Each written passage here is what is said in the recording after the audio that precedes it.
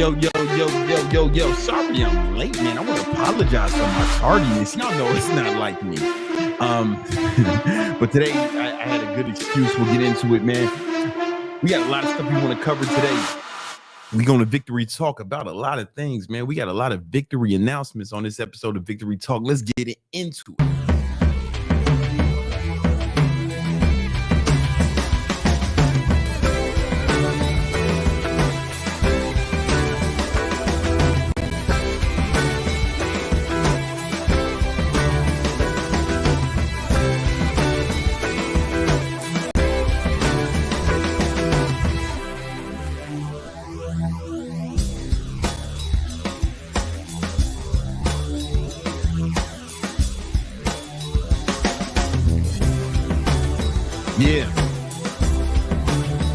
Yeah.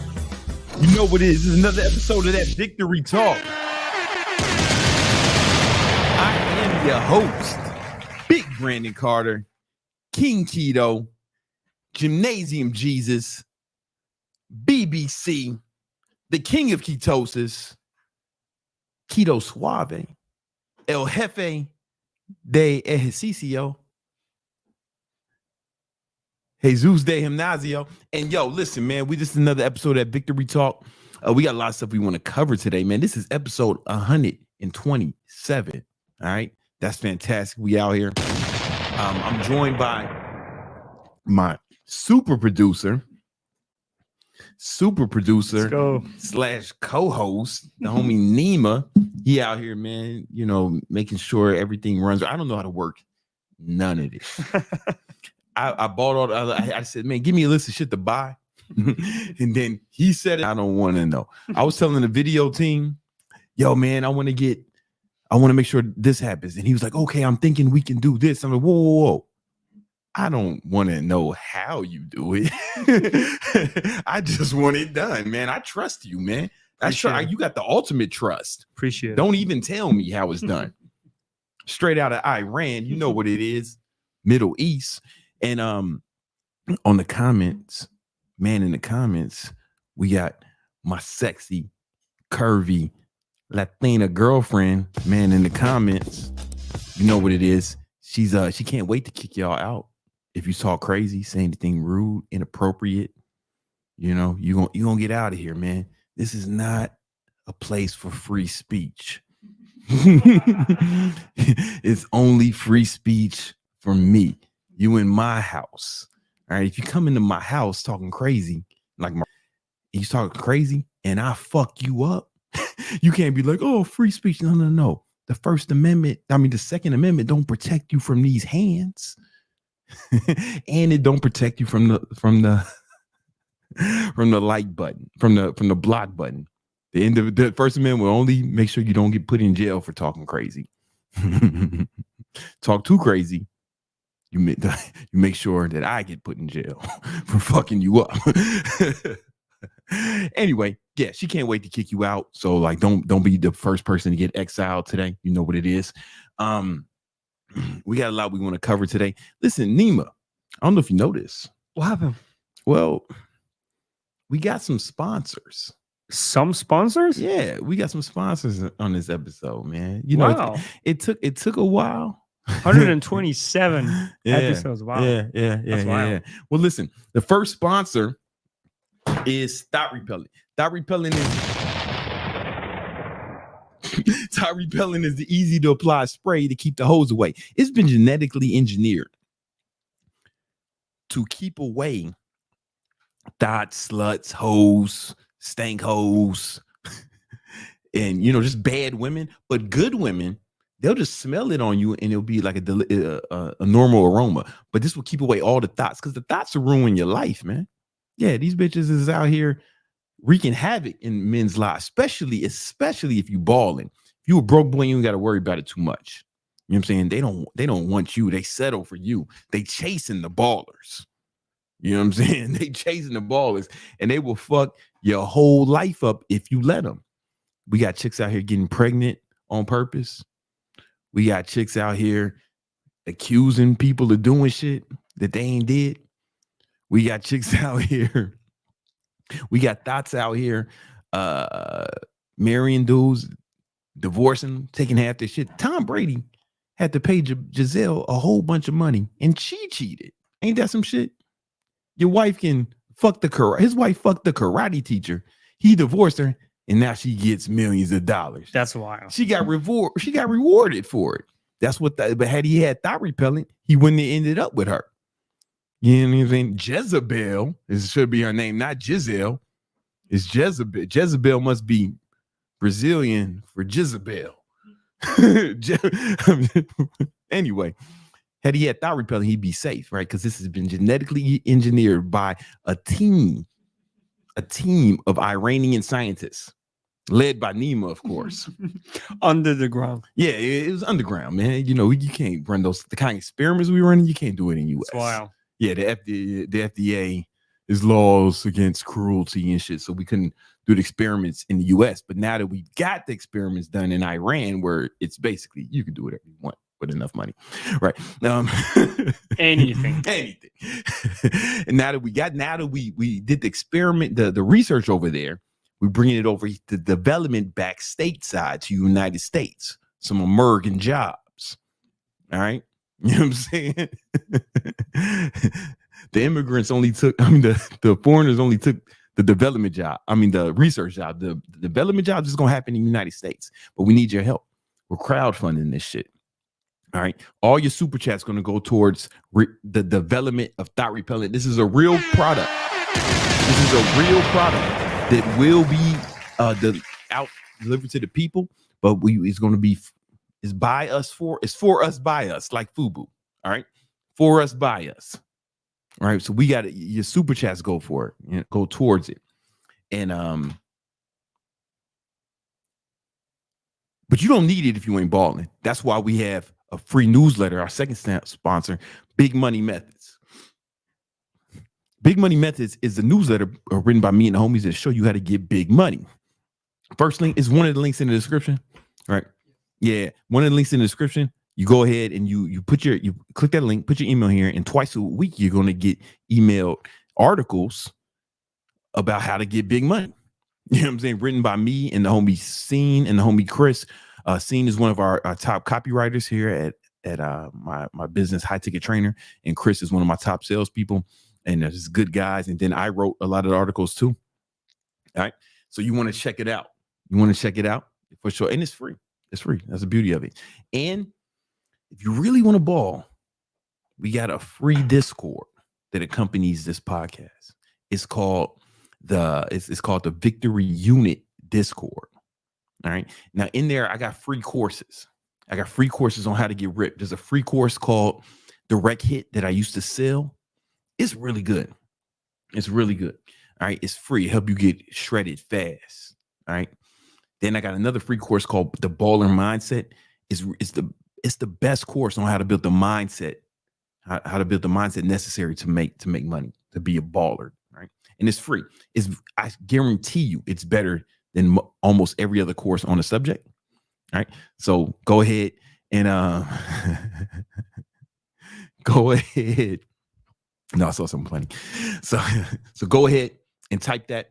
So go ahead and join the Discord so you can get that. And I go live there all the time. And we're doing a free class, right, for Discord members. So you can find out about it. We're doing a free training with me, Romulus, and Greg on making money in the stock market tomorrow at 7.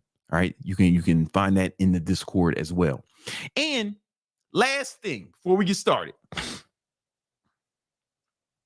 I got a free ebook called The 10 Commandments of Online Training. It's in the description. If you want to know how to build your online fitness business, this book will show you how to do it no matter where you're starting from, right? Even if you don't have any experience, even if you've never been certified, even if you don't have a fancy camera or fancy website, right? This book will show you how to build your online fitness business. And remember, I'm one of the pioneers of online fitness, online training. I was one of the first people to do it back in 08, 09, around that time. It was harder when I did it. Pause. It was harder when I did it. There was no Instagram. YouTube was in its infancy, and we had to figure it out. And the people who did it around that time, like me, we were the pioneers. There's no one teaching this shit who's been doing it as long as me. And I've helped over 15,000 people build online fitness businesses. And that book will show you how to do it. All right. Click that link. Click all the links. Get all this shit. The links in the description. And I think we have some heroes who have already contributed to Thot Repellent with a super chat. I think they need to be acknowledged. Those super chats are for Romulus, actually, for 8 p.m. Oh, it's for when Romulus comes. All right. King Carbs. Okay, my fault. All right. We got a lot of stuff we want to talk about today.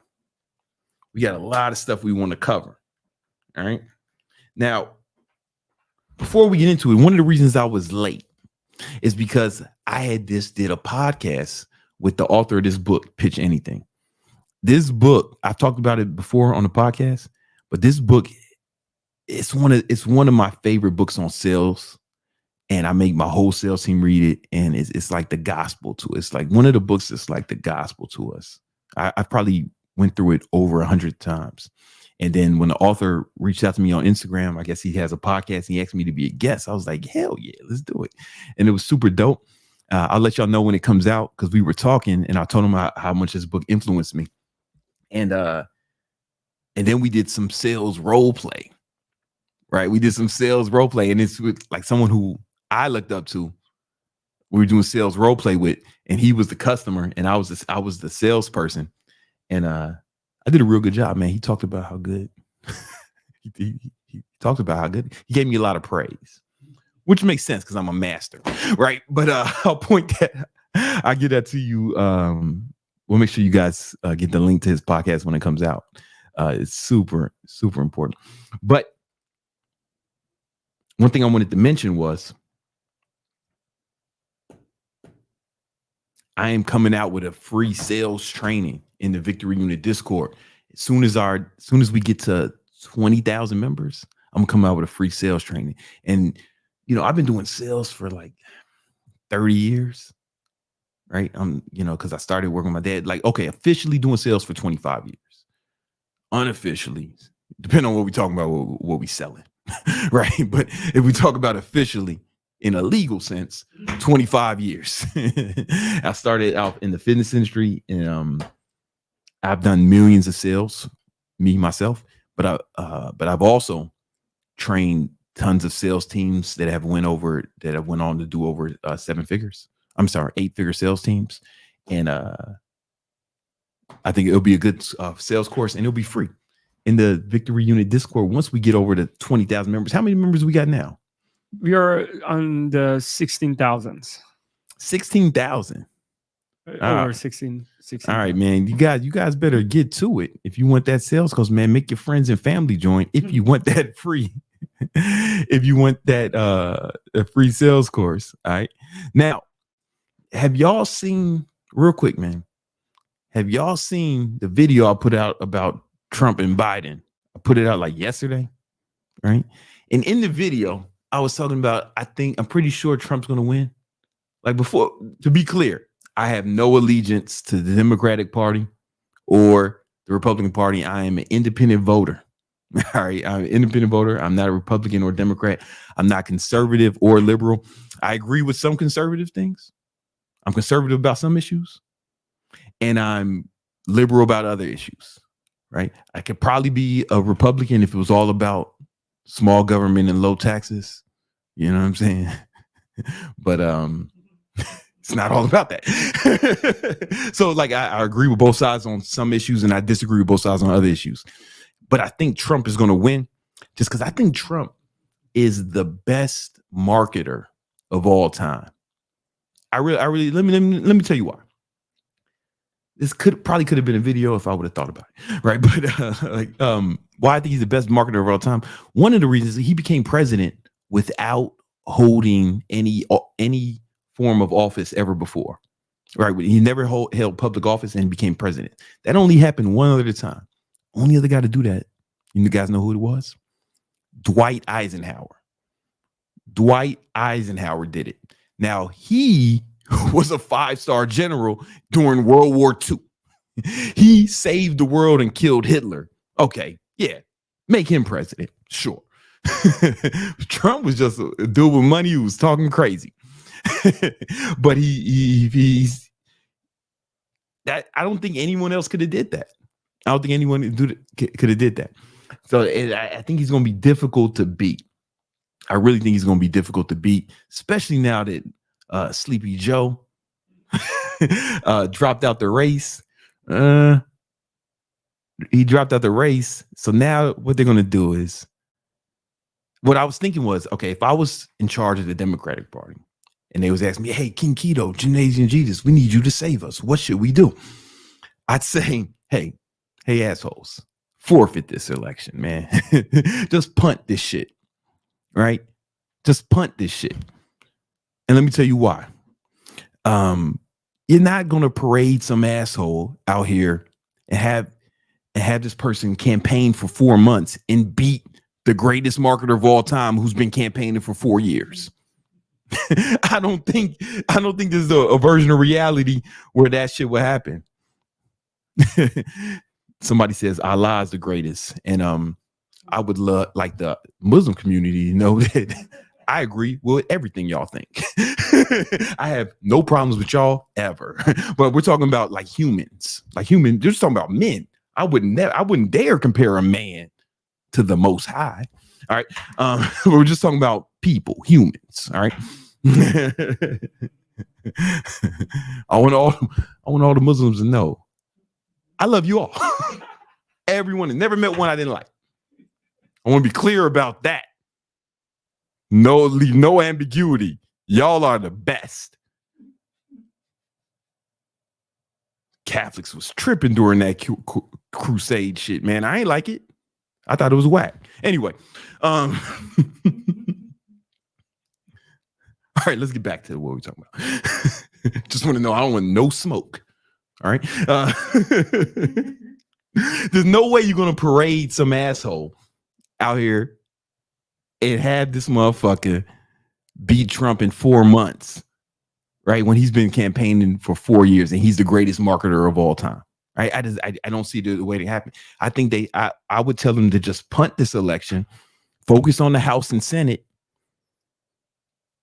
You know what I'm saying? Because the president can only do so much without participation from the House of Representatives and the Senate. You know what I'm saying? Like he can appoint Supreme Court justices, and he can do some executive orders. Right, but those are kind of limited in scope. But in a Supreme Court justice, they have lifetime appointments, so one of them has to die or retire for a seat to be available. Right, so he can do that, and he can do executive orders. But that's the only thing he can do without participation from the House and Senate. So just focus on the House and Senate and just punt this shit. And that's what I was thinking. And they did it. That's exactly what they did. I don't think that, listen to me. I don't think that they think that Kamala will win. Check me out. Hear me out. This is a crazy theory, but maybe just hear me out. I think them having a black woman run, and I'm not talking about her record or if she's qualified or not. I'm not here to talk about it. I'm just talking about this from a marketing perspective, because I'm a marketer, right? I think it's just optics, right? It appeals to their base, and it may allow them to win some more Senate seats and some more congressional seats. I think that they paraded her out here to lose, knowing she's going to lose. No one can beat him right now, except for maybe like The Rock or Jesus. You know what I'm saying? They're the only people who could beat Trump right now, right? Maybe Joe Rogan. The Rock, Jesus, or Joe Rogan can beat Trump right now. That's it. The only people I can think of off the top of my head. I think they know this person's going to lose, but it looks good to their base. Just hear me out. To have a black woman run against Trump and fight against Trump and say all the shit that the Democrats believe in and talk to their base, and it won't fuck up the other tickets, right? It won't fuck up everything down ticket. I think that's the game plan. I think they know that they're going. I think they know they're going to lose. They know they can't win, and all they're doing is trying to excite their base so they come out and vote. Because if their base comes out and votes, then they'll vote for everything. Like the average motherfucker can't name 3 senators. So what are they going to do? Right? Motherfuckers don't go to the. I mean, I don't know how people vote, but you motherfuckers aren't going down and be like, oh, okay, I like this guy for president. I like this guy. No. You're probably just hitting all fucking Democrats or all Republicans, and they know that. So if they can get their base excited to go out and vote, they know they're going to vote all Democrat down the tickets, and they can win House and Senate seats. I think that's the plan. What do y'all think? I think I'm smart. I think I figured it out. I don't think they think that she can win. I think her nomination is nothing but a marketing tool for the Senate seats and the president and the congressional seats, both for this election and the midterm elections in 2 years. I think it's just a marketing strategy, but they know they're going to lose. That's what I think. I think I figured it out. Just watch. If the Democrats win the House and the Senate, you will know that I am right. All right. Somebody says, what about RFK? We never had an independent candidate. Have we ever had an independent candidate that win the presidency? I don't think so. I'm going to ask ChatGPT. Has an independent candidate ever won a presidential election? She's thinking. No independent candidate has ever won a presidential election in the United States. Yeah. The closest an independent came was Ross Perot in the 1992 election. I remember that. Where he received about 19% of the popular vote, but did not win any electoral votes. So according to Skynet, that we've never had a independent candidate win. And do you really think an independent candidate is going to be the best marketer of all time? You know what I'm saying? Like, do you really think that? Do you really think that? Like, you understand what you're dealing with? When he lost the last election, motherfuckers stormed the Capitol. A motherfucker with that kind of fan base is not going to lose to a motherfucker independent candidate. It's not going to happen. No way. I think I'm right. Let me know in the comments. You guys feel me on my theory? I think that she is Camilla. I think Chlamydia or Camilla is just whatever her name is. I think Chlamydia Harris is just a prop for the Democrats so they can win the House and the Senate seats. I think they punting this one, but they're trying to appeal to their base. You know what I'm saying? I really think so because I know a lot of Democrats because I'm black, and none of them were excited to go out and vote for Joe Biden. Almost nobody. But I think Democrats can get excited, both women Democrats and just Democrats in general can go out and get excited to vote for Chlamydia Harris. You know what I'm saying? Like, honestly, I think they'll get excited. And because they get excited, those of you who haven't voted before in the United States, when you go out there, when you see the ballot, it's not just fucking Trump or Chlamydia, right? It's the whole ballot. You get what I'm saying? And I know a lot of Democrats, and I got friends on both sides. I don't give a fuck what happens. Honestly, I'm a ball no matter what. I watch this shit from a marketing perspective, see what I can learn, right? Because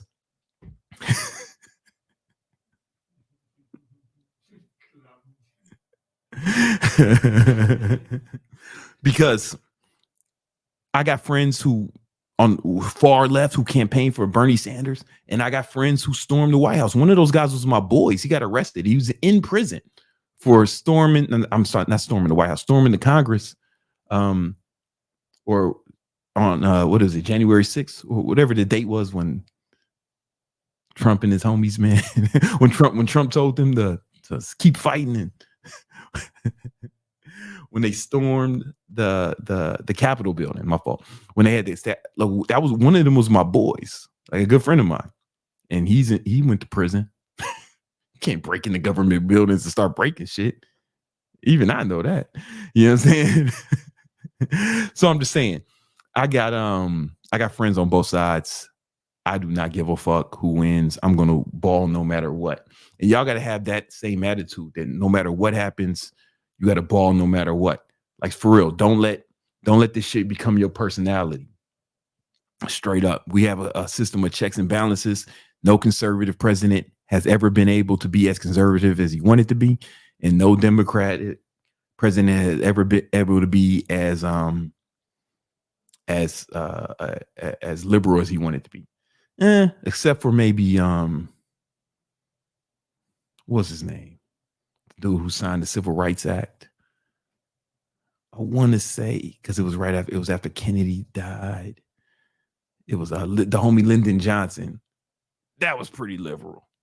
For the time, saying that black people and white people can use the same bathroom, that was like, that was super liberal at the time.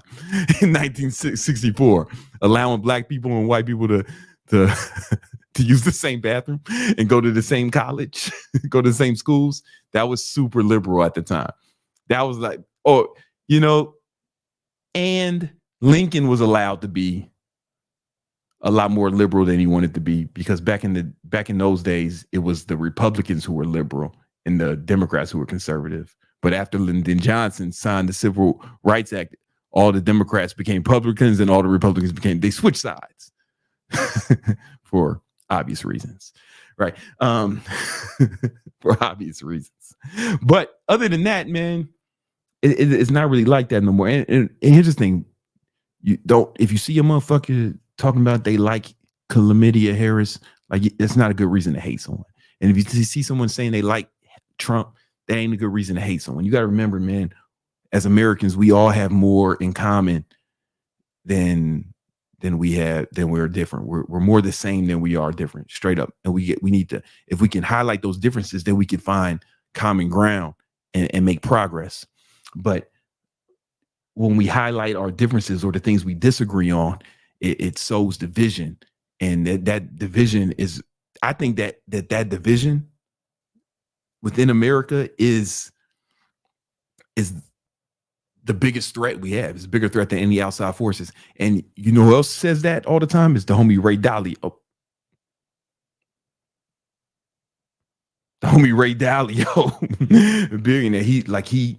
He agrees with that shit. You know, in fact, he predicts that we're on the precipice of a civil war because the rhetoric from both sides is getting too out of hand. And I don't know. I think if we might have been closer to that if Trump had not swerved from that bullet. You know what I'm saying? It's yeah, no. It's really getting out of hand. And what I like to do is just highlight the things we all love, man. We're more alike than we are different.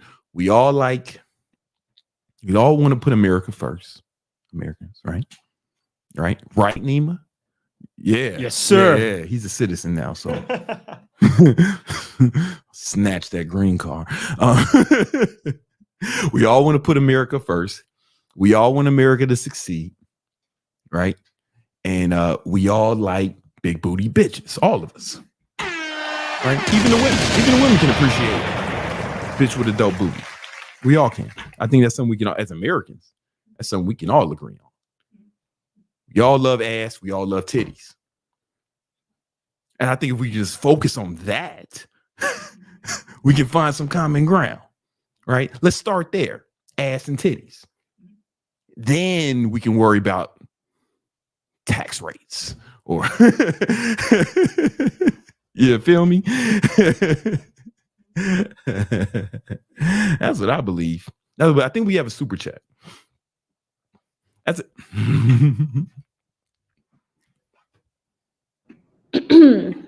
Basic knowledge. Mm-hmm.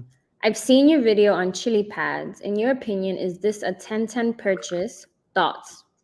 Oh my God. Those of y'all know who the Chilipad is. It's this contraption that I put on that I use to sleep better. So basically, it's a mattress pad that I put on the bed, and connected to that mattress pad is like through a series of tubes is like a little tiny refrigerator. You turn that shit on, you set the temperature, and it runs cold water or hot water if you want. You can set whatever temperature you want, but I make mine cold.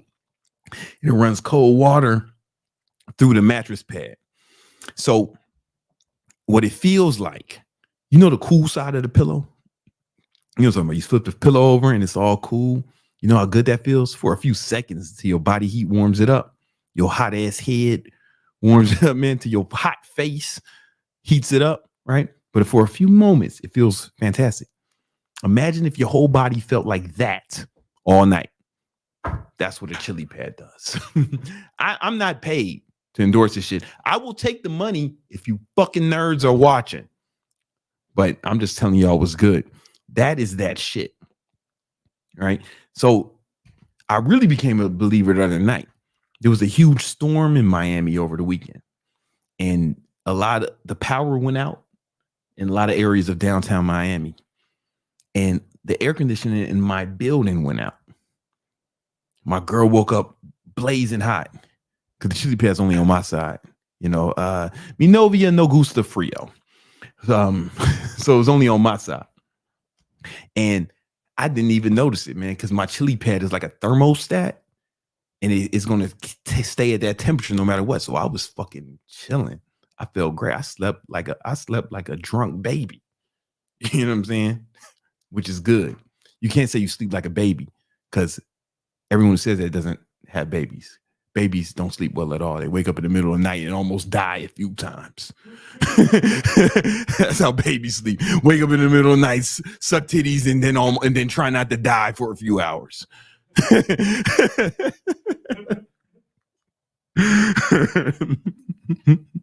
So yeah, I love the Chilipad, and then I can tell because I track my quality of my sleep and my Oura ring. I get way more REM sleep and deep sleep with my Chilipad. I got some stuff I want to talk about, but if I get into it now, I'm gonna get cut off by Romulus because Romulus is gonna come on and talk about the market update in 2 minutes. So it doesn't give me a lot of time. I'm in this like no man's land. I stretched out that fucking super chat as long as possible. But I'll answer another question. I just need 2 minutes till Romulus comes. Like now any random question? Yeah, sure, man. Just answer a question. Because I can't start fucking teaching shit for 2 minutes. I ain't got a 2-minute lesson. Or do I? But I'd rather answer your questions. This is for the chat, but can you see yourself being president? You just picked anything, huh? she just Dios mío. It was that one or Presidente. What's your girlfriend tripping rate? This was a potential. Ay, Dios mío, me gusta, presidente. No, I don't think I can ever be president. I've said too much. Well, I used to think that I couldn't be president because I said too much crazy shit. This is what I used to think. I was like, man, I've said too much crazy shit out loud. I can never be president until, because I was thinking like, oh, they'll like use that against me in the campaigns. They'll like all the crazy shit I said. And that's what I thought until I saw the homie, until Trump got caught saying, grab him by the pussy. Right? Y'all remember he said that? He said, yo, when you're famous, you can do whatever you want. What'd he say? You can grab him by the pussy. And that's when I came out with the rap song. They let you do it. They let you do anything. Whatever you want. Grab him by the pussy. Remember that? He said grab him by the pussy. So, and that's why I sampled that for a little rap song. They let you do it. This is a hit record, man. I think this is how he got elected. Grab him by the pussy. Hey. I think this is how he got elected. Hey, grab him by the pussy. Let's do it. Hey, grab him by the pussy. Hey, Hey, grab him by the pussy. Hey, do it. Hey, bitch, I'm famous. Trump said you should let me grab you by the anus. No, I don't know you, but my snap gets so many views, you should probably let me taste it. Bend it over, bust it open, let a real nigga touch it. Trump said you would do it, little hoe. Tic Tacs for a kisser, I can't help it, I just kiss her. Then I take it to the furniture store.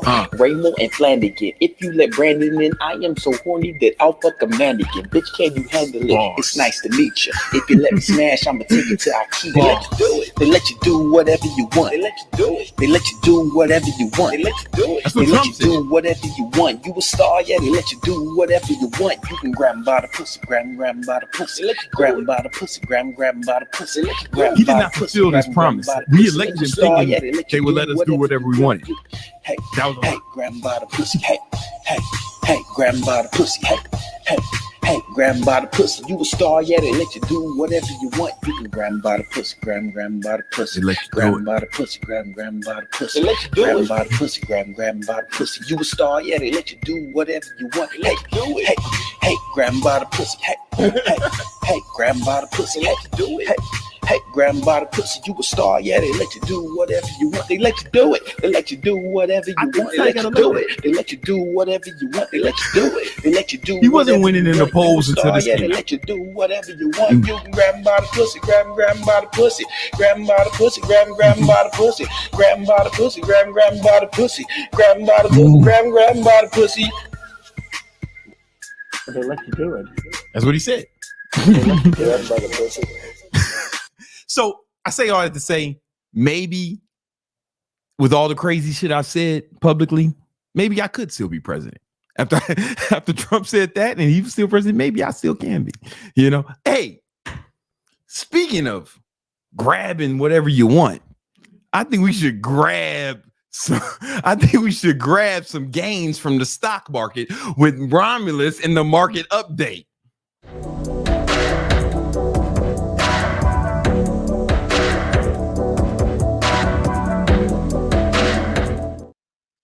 Romulus, what's up, man? Hey, everybody out there. Welcome to the Victory Unit podcast, where we are grabbing all that we have earned. That's right. Because if it ain't earned, it ain't valued, everybody. And you can take that to your bank if you can get a bank account, that is. So we do live in one wild country. It has been like that from almost the beginning of time, and don't see any changes to it. But it's great, isn't it? Yeah, you know, it's great, man. America, People say America's crazy now. Whatever. We used to burn people when we thought they was witches. Like, that happened. Remember? I love reading those stories from way back. Yeah. They said to the girl, listen, we're going to throw you in the river, and if you drown, you're innocent. Yeah. And if you don't that drown, happened in America. Hang your ass. That's what America's built on. So when people say America's so crazy now, like, you ain't never heard about the Salem witch trials or Yeah, I know. Because look, everybody wants to think that whatever time and whatever situation they're in is the most, when fill in the blank, right? Yeah. The craziest, the biggest, and that's just how you grab attention as you're grabbing other things that perhaps you shouldn't be grabbing for, perhaps. Yeah, come on. This is a fun night in the stock market, and I'm looking forward to this. I've been looking forward to it all day. And excited to do this. But before we go too much further, Brandon, let's not be remiss. Come on. Everybody who's listening, watching, paying attention, here's what they should grab for right now. Grab for the Discord, because you want to sign up tomorrow night. We've got the most awesome webinar, 7:00 Eastern time. Yeah. And as I mentioned last week in the podcast, I said that we have a little bit of a special announcement at the end of the webinar tomorrow night. And we've been planning and we've been working on this. We've been putting together something special, and you know what it is. And it's tomorrow night. Yeah, come on, man. You don't want to miss it. If you're serious about making money in the stock market, come on, man. You need to mess with it, man. Those of you don't know, Romulus was a former hedge fund manager. He's helped me make, tons of money. You know what I'm saying? Hundreds of thousands of dollars. This is it. Tomorrow. I added it all up. It's probably, it's over $1 million. He helped me make over $1 million tomorrow for this event, because we are going to be talking about a couple of our key foundational strategies, how to use not a lot of money, wheeling and other things that use options and great ideas and strategies that have helped Brandon, me, and Greg really put ourselves in financial positions that we couldn't even have dreamed of, 20, 25 years ago. Well, Greg was, but you and me, Brandon, if you told me 25 years ago, like, yeah, you got fuck you money now. I'm like, I would have really. And now it's here. Like, it's real. Yeah, man. It's real. And you see it every day. You're living it every day. So we want you guys there tomorrow night. And again, at the end of the webinar, we do have a special announcement. We do have a special plan that we're going to be talking about, rolling out, discussing, and we're excited to bring that to all of the folks hanging out with us in the Victory Unit podcast tonight. All right, man. So let's go. The reason I was excited to come here today is because we have earnings from a couple of companies that I think folks may have heard of. So here's the S&P 500. Just as always, just to make sure that we're operating right. You see the screen up there, Brandon? You do? Yes or no? Oh, yeah. You in good shape. Good shape. So we got the S&P 500. That's what we like to just put up there for a good benchmark. S&P, it ran into a little bit of a hiccup in here and closing below a shorter term moving average. And as we've been telling our Centurions in the Victory Unit, that this is not a big deal until it becomes a big deal. And this wasn't it yet. Okay. This wasn't it yet.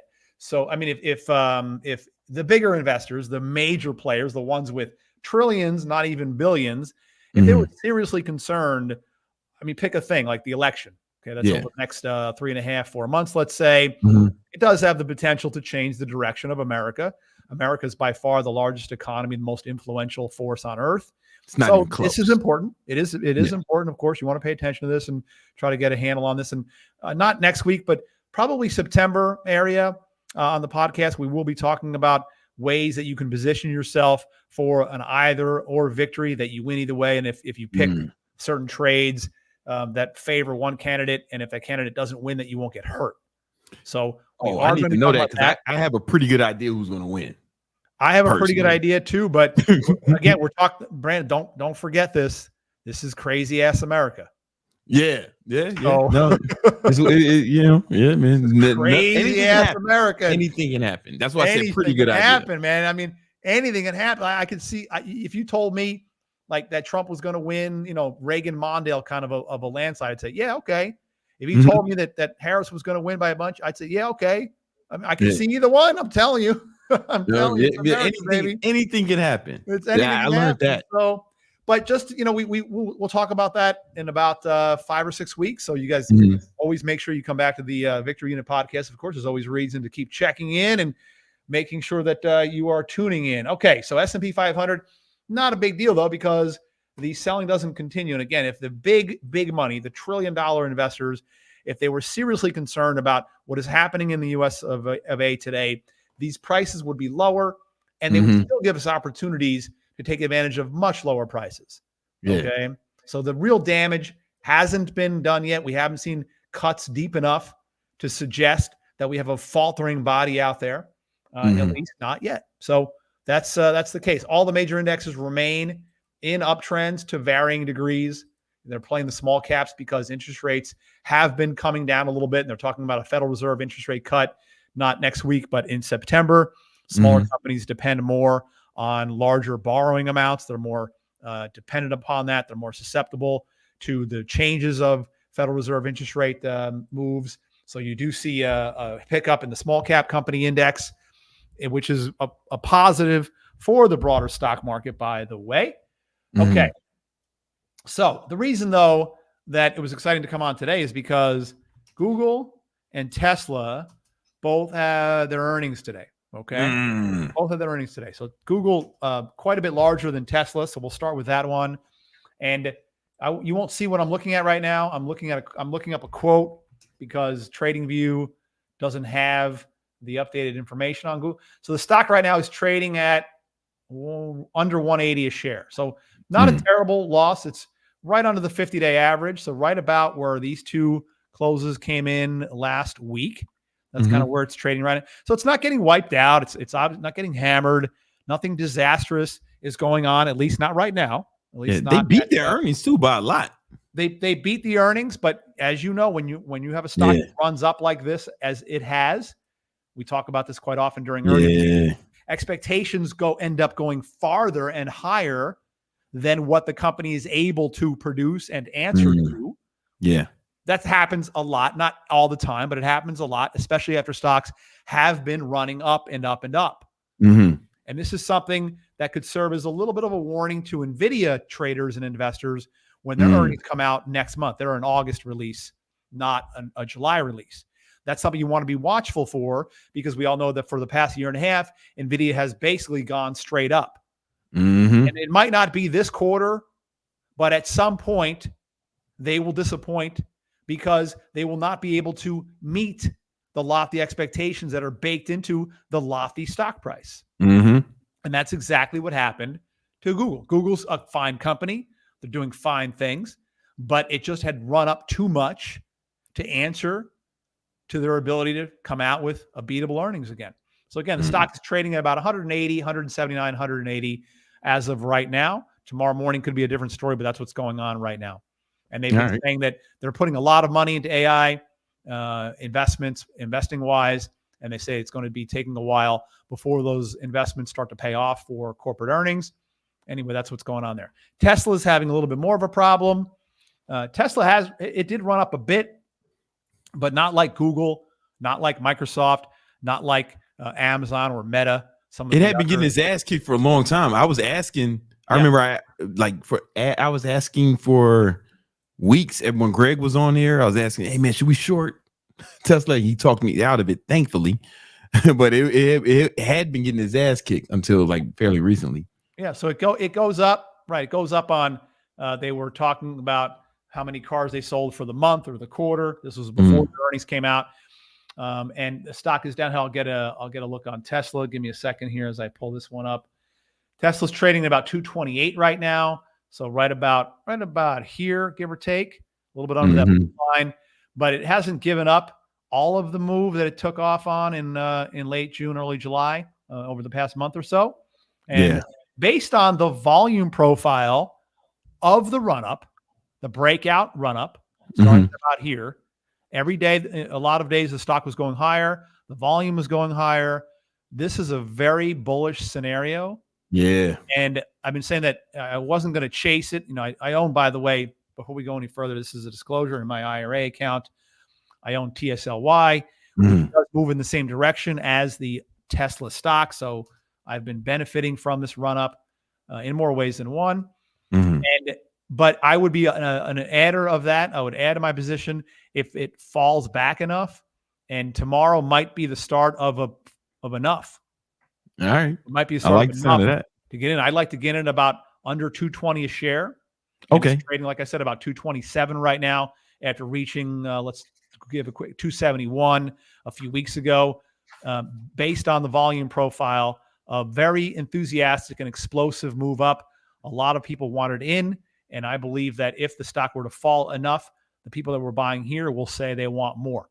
And therefore, that creates a support level. It creates buying pressure. It creates areas where more people are going to get back in if they see the stock price come down to that area. And I believe that we may see that. And it could be the start of that is tomorrow morning's open. Okay. You're not worried about, like, they seem like they missed their earnings by a significant amount.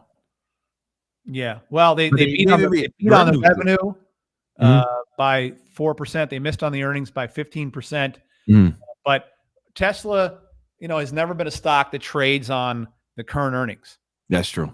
Tesla's always been a stock that trades on not even tomorrow or next week or next month. It's next year or next decade. And talking about these robo-taxis, he's talking about, going to Mars and bringing back, titanium elements to power up the batteries. You can go 10,000 miles on a particular charge. That's where this guy lives, right? All right. He literally lives out in space. Yeah, he does. And that's what he puts his investors in the rocket ship with him, and they go along for the ride. And all I'm doing is when I bought that TSLY, Brandon, because it paid a monster dividend. Yeah, it does. And it's a monthly dividend payout. And my criteria for those kind of stocks is just don't go bankrupt and don't cut the dividend. Like, that's all I care about. Don't go bankrupt. Don't cut the dividend. And I was confident that neither one of those negative outcomes was going to take place for Tesla. I mean, the stock may be overvalued, but I was pretty sure it wasn't going to go bankrupt. Yeah, same. I say that today. I said it 6 months ago. I said it a year ago, and I'll say it a year from now. Tesla's past the danger point of existence, right? Yeah. 15 years ago, different story, but now they're past that danger point. So that's one of the reasons I got in there. But I would like to add to the stock based on this action from last month that I see. That's a really explosive jump out, which the breakout there. And you just don't see that too often. You saw it a little bit with Apple, but not nearly as much. A couple of good days. And then the volume went right back to where it's been with Apple, which is down, down, down. If I were to get back into Apple, it would have to be right back here. Yeah, that looked like a good entry. That looks like a textbook entry. Exactly where I would do it. Yeah, it would have to be a little under 200 because the volume was good for a couple of trading days and then it really disappeared. Tesla wasn't the case. It was hot, heavy, and consistent for days and days and days. Yeah, and that's what you want to see if you're looking to buy some kind of a pullback scenario. Okay, so all right, Google and Tesla, they had their earnings today. We had Netflix last week of the big tech stocks. Yeah, it's interesting because Netflix's all-time high back in like 2019 or 20 was $700 a share, and it hit $697.5. Yeah, almost got to $700, almost the all-time high, and then it falls after the earnings. So, all right, Netflix down after earnings, Google down after earnings, Tesla down after earnings. The banks up a little initially, but now back down and back to where they were during the earnings. GM down after the earnings. UPS absolutely hammered. Absolutely the single worst day in the stock's history, they said at one point when it was at the lower point. And it's trading at a 5-year low or a 4.5-year low today. Yeah. Okay. After the earnings. So what are we looking at? A lot of cases where the general stock market itself just went up so high, these companies aren't able to match those expectations in the short term. Yeah, a lot of profit taking, too, especially with these stocks that ran up. Yeah, especially with the stocks that ran up. So that is something to keep in mind for an Amazon when they have their earnings, I believe, next week. It's something to keep in mind with a Meta that has earnings next week. Something to keep in mind for an Apple or an AMD or these kinds of big tech AI-related firm. Well, AMD is bet down a lot. Let me take back what I said about AMD. Their stock is down now. I thought it was still up. But the idea that if the stock has been running up and it remains near its highs and it's big tech AI related, just be careful out there because the stock market's reaction post earnings has mostly been to take these stocks down. So if I was a gambling man, So here's what I'm thinking. I like also on the break. So again, Tesla, a little further pullback.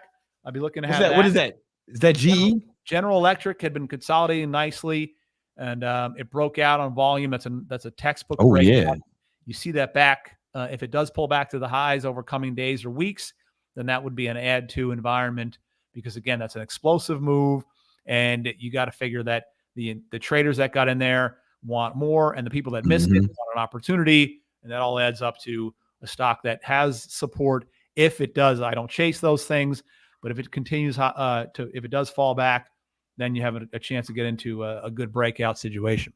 I like it. So that's that. And again, I want to remind everybody tomorrow, 7 p.m. Eastern, and you can get that link. Just go to our Discord. Going into the Discord right now is a free action step. Free training this weekend. Yeah, I'm not sorry. This tomorrow at 7. Free training tomorrow at 7. All about learning this time. Go to the Discord. You will get the link. You'll be able to come into the training for free. And again, we'll be talking specifically about low-cost ways that you can take advantage of options, strategies that we use to just tremendous benefit. And then we have a special announcement for a program that the three of us have been working on that we have been it's exciting. In the lab. We've been back in the lab. We've been talking, discussing, and formulating, and we will release that news tomorrow at the end of the webinar. And I was excited to come on here tonight, but I'll tell you something.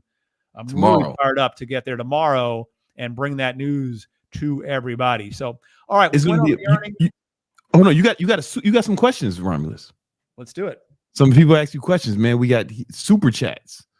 No, I got super answers then. Cool. Yara's gonna read that.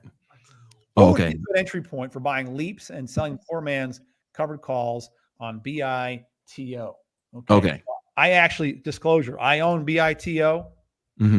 And so what I do every week is I sell the calls, and that's they call it a Trump trade because Trump is more favorable, they say, to Bitcoin or cryptocurrencies in general. So it's kind of a Trump trade situation. And I own this BITO. Every Monday I sell the calls that expire. The following Friday I keep it close. And the entry point is, you do what's best for you. I just bought it a while ago. I cover calls every week. And this also pays a monthly dividend, and a fat one at that, by the way. Like last month, all right. I collected $1.50 on there. $1.50 in one For month. every share? Yeah, per share. Oh, wow. Yeah, that was a beast. And I'm collecting a monster dividend every month, selling covered calls every week with an opportunity that if a Trump win comes in a few months, then this will probably go a lot higher. So there you go. Awesome. Yeah. Awesome. Good. Next. There's another one. Can you bring it to the stage? Oh, they want you to review Lulu and Disney. All right, Lulu and Lutlow. I had to get out of this one a long time ago. Lulu is going low. That's not going to go low limit. Yeah, low. I don't know what's going on here, but I guess people aren't buying their pants, their yoga pants, their whatever they call these things. Yeah. This is in a downtrend, and I got nothing to say about this other than it's in a downtrend. And that shit sucks. Yeah. I would stay away from that Right. at all costs. Yeah, I don't see anything redeeming in here. It doesn't pay a dividend. You can't sell covered calls on this thing at $281 a share. That's not a viable number. It's just nothing redeeming about what I'm seeing on here. If it rallied a decent amount, and it could, it could go up to the low 300s on some kind of a news. But that would surface selling from people that are losing their asses on this stock. Yeah. And it's just, and if I were in it and I saw a rally like that, I would be one of the sellers too. Yeah. If in fact, if I saw a rally, I'd probably be looking for a quick short. That would not be a bad idea at all. So here is Disney, and this one, the stocks, the companies like Target, Disney, Budweiser, Nike, Starbucks, that a couple of years ago, and this is a bit of a subjective term. It's a little bit hard to define what exactly is going on, but the companies that really went harder into the woke way of management and operating their companies, they're still getting their asses kicked. Ain't they? They're still getting their ass. Take a lesson, everybody. Bro. All right? Don't hire based on woke hiring principles. Hire based on excellence. End of story. That's it, man. Over. That's it. Yeah. You got me? The stock market is saying loud and clear, no, thank you. We want results. We do not want cultural re-engineering in the corporate boardroom. Am I saying clear enough? Yeah. Go out there, kick ass, and get it done. Yeah, don't pander to audiences. Yeah. If you like this way, if you want to make a black movie, a movie with some black people, then okay, there's ways to do it right without pandering, right? Like Creed was done right, but don't turn characters black just cause, and put out Creed 4 instead. Excellence is excellence, and that's it. Okay. Yeah. Let that be your North Star. This is not just in the stock market. This is everything in life. What you pursue, who you put yourself around, who you surround yourself with. Excellence is excellence. Okay. Mm-hmm. The companies that have pursued these other policies, and they were quite blatantly public about it. Yeah. They're still getting hammered. Still, man. Yeah. I think, they might have overcorrected, I think it's like the pendulum always swings in different directions. Yeah. And the pendulum they got caught in a pendulum swing where people all the anti-woke became popular because it went too far. They got caught up in that. You know what I'm saying? And the pendulum swings back to the other side at some point when it goes too far in the other direction, And it could very easily, but right now these companies ride the trend. Yeah. They're getting hammered. So earnings coming out. I'm going to be watching Disney for a fade trade. What that means, and we can go into more detail about this, but that means a stock that has been moving, doesn't matter, one direction, up or down, aggressively, quickly, and then the rubber band gets pulled too far, too fast. Yeah. And has a little bit of a reversal. Okay. Speaking of that, just on that same topic, CrowdStrike. Yes, there we go. That's a good example of what we're talking about. These guys shit the bed, huh? This one gets hammered. They had their big outage last week, the biggest IT outage in world history, from what I've read. Yeah. Stock gets crushed, then it hit again, and the band is just pulled too far to the downside temporarily. Okay, on a short-term basis. So we bought it right at yesterday's low. At yesterday's low is where we bought it. Okay? And we made our money here on that move. That when it moved up and then sold it right away. But easy situation in CrowdStrike. And again, with anything that gets hammered or goes to the moon, I mean, even Nvidia has had periods of time when it's pulled back. Hard to believe right now, but it hasn't just kept going up, up, and up. It has times when it pulls back, it falls, and then corrects again, because nothing goes in a straight line forever. And again, Disney, if this thing continues to fall into the earnings next week or the week after, you look at that as a fade trade. Okay. That would be a fade trade. So, I mean, this thing has lost quite a bit of value in a couple of weeks, but you remember the all-time high on the stock is like 200. I think it's like $220 a share. It's way down from its highs.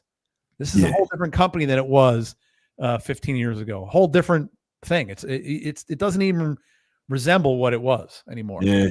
It's very odd. It's very strange. So that's Disney, and we also have a couple of others that we like to talk about around in here. One of them is this one.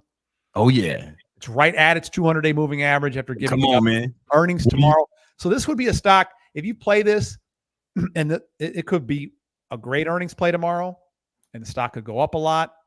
They could miss. The stock probably wouldn't get hammered anymore because it's already pulled back a decent amount over the last month or so. But it is a typical of an earnings kind of a thing where it becomes a gamble if you're going to buy it. I don't know if the earnings are kind of coming out tomorrow afternoon. If they are, if it wasn't for earnings, I'd be at buyer right now. Yeah, I would say I don't tend to play news so much myself. Very rarely do I do that. So, but the earnings are out tomorrow after the market closes. There could be a chance to do a little gambling on this, or an options play, a call option. You could take $200 or $300 and turn it into $1,000 by Friday if you get it right and it goes the right way. But longer term, this is a great company. They continue to build out their product line and continue to take care of their people and continue to build the company. So on a pullback, that looks like it makes sense. Yeah. All right, cool. All right. Well, listen, guys, if you want to learn more about this and learn how we've been making like tons of money in stock market, we're doing a free training tomorrow at 7 p.m. Eastern Standard Time. The link is in the description. Make sure you join like right now. All right. Right now. yeah, for sure. Thank you so much, Romulus. All right. Yo. All right, cool. I think we have a super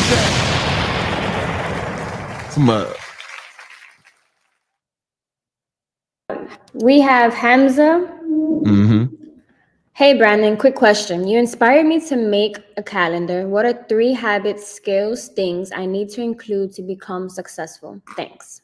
All right. Okay. So three habits you need to be successful. The first one is to actually manage your time. Like you see me show my calendar before. Put really plan every hour of every day, right? You'll get so much more done than everyone else, right? You'll get so much more done than you ever did in the past. Like you'll start getting months worth of work done within a week, not because you get more time, is you get more out of the time you have. Because right now people are trying to get around the shit and they're just doing it when they have, I got to find the time. You don't find time, you block off time.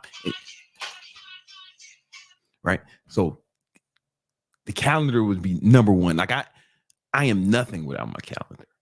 Honestly, I'd be a fucking broke boy without my calendar. Like everyone else, the calendar is what's made me successful. It's been a big part of it. It's not the only thing, right? He wants 3 habits. Number 2, the second habit, I would say,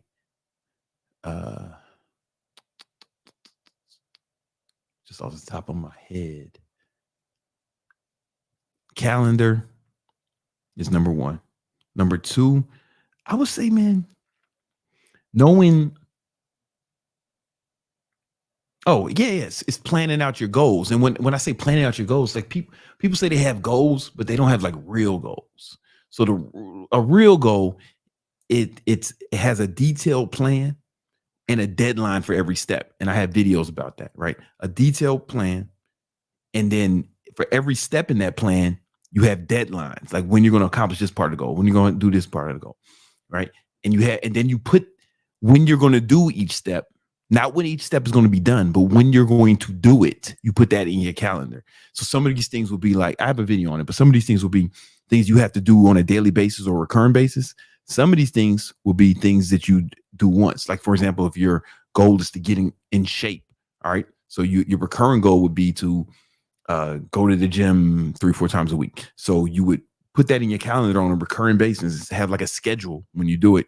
And a one-time goal would be like get a gym membership. So not when you're going to get the membership, but not when the membership is going to, you don't put the deadline in the calendar. You put when you're going to do it, right? So if it's going to take you 2 hours to go to the gym, check it out, sign your membership, pay, then you block that time out in your calendar, right? So really detailed planning your goals, right?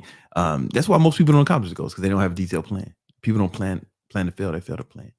And the third one for me, skills or habits,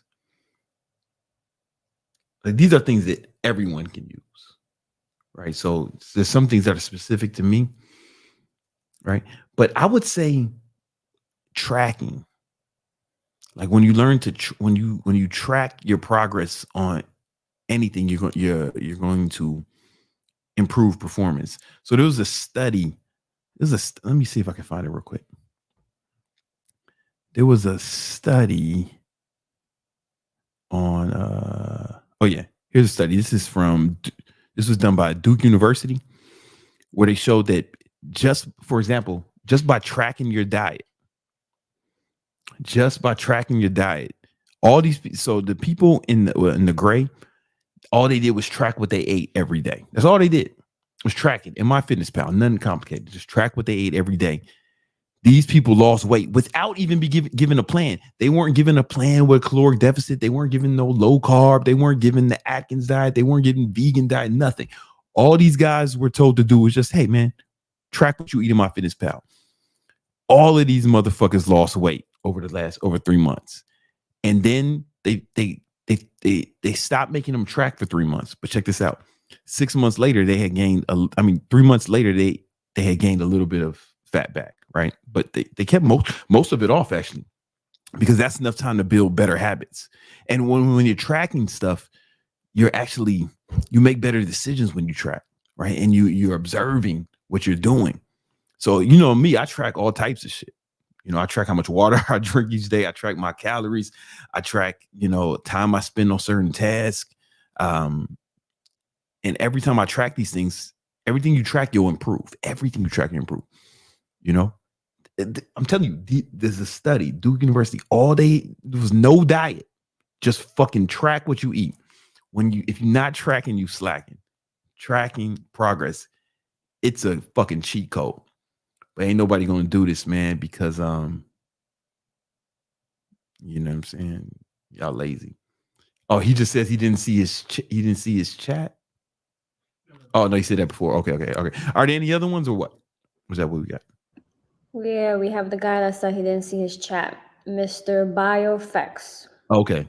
Shout out to Brandon. Been watching his vids, motivated me to working out, dieting, everything. Lost 10 pounds, and last month I made roughly 10K. Thanks. Oh, come on, hold on, leave that up for a minute.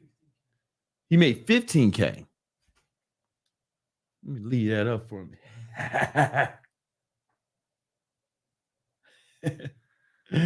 That's fantastic. All right, guys, there's something else I want to talk to you guys about. Y'all know I like watches, timepieces, and I want to talk to y'all about my favorite watch brands and why I like them. Let's get into it. Oh, this is just that real talk.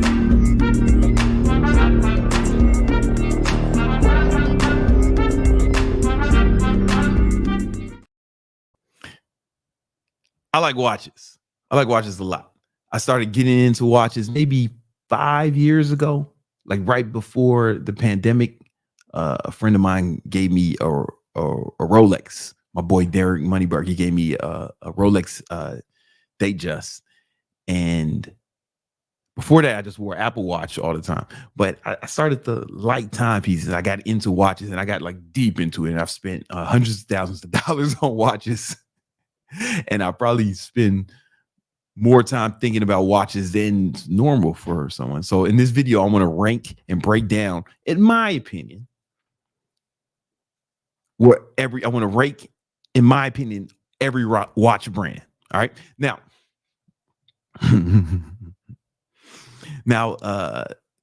some asshole is thinking of typing. Some jerk, some dummy is thinking of typing right now. Man, I could just look at my phone and tell the time. Yeah. Two things. One, we're not all addicted to our phones, man. A lot of us put our phones away and live life off the internet. And we still like to tell time under those circumstances, right? Another thing is like wearing a watch, a timepiece. It says something about you, right? It can say something about you, right? It can say something about you and convey certain things to other people, right? And I've walked into places, talked to people. People have talked about one of my watches, whether it's one of my APs or my RM or even my Rolex. We get in conversation about watches. Maybe he's a watch guy. And I've legitimately made deals with those people, like had business deals, made money from contacts I made from having a watch, right? I was on first class not long ago, sitting first class, and the guy next to me had a Rolex Yachtmaster. And we started talking about watches. He saw my watch. We started talking about it, and we're working on getting some money together now, right? It's something you won't understand, right? You legit won't understand it unless you're in that world. And if you're not in that world, maybe you should shut the fuck up. Because there's some shit you don't know about. There's some shit you don't know what you don't know, right?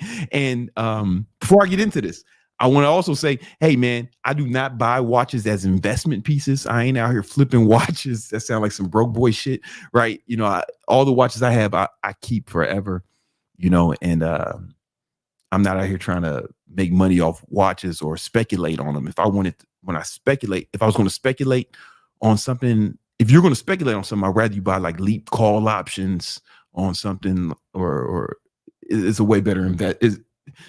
Just do leap call options on QQQ. That's a way better speculation than invested in watches, because I know a lot of people got burnt doing that. All right, so check it out.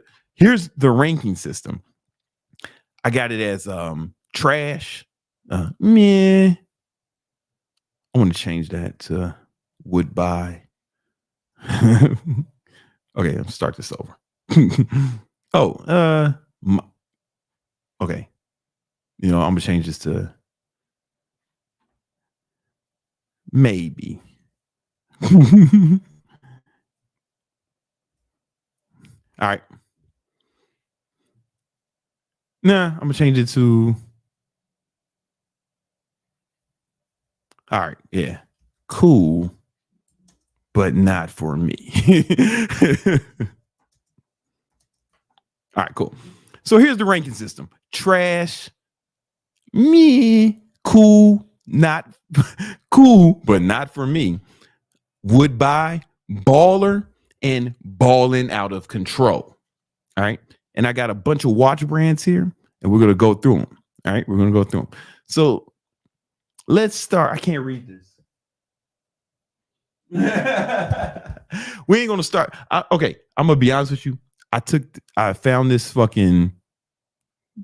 I filled this up with. I had somebody fill this up with watch brands. I don't know what all these watch brands are on here, so I'm only gonna talk about the ones that I'm familiar with. I've only been collecting watches for 5 years. I've only been into it for 5 years. All right, so we're gonna talk about Audemars Piguet AP. All right, Audemars. I think personally, AP is my favorite brand, right? Balling out of control, right? I really think it's the best. I'm not saying it's the best in general. This is my list. If you think otherwise, that's cool, man. Make your own fucking list and build a YouTube channel with over 1 million people with over 1 million people subscribers, so you can promote the watches you like. I'm talking about the ones I like. I like AP. I have 2 so far. Let me show you.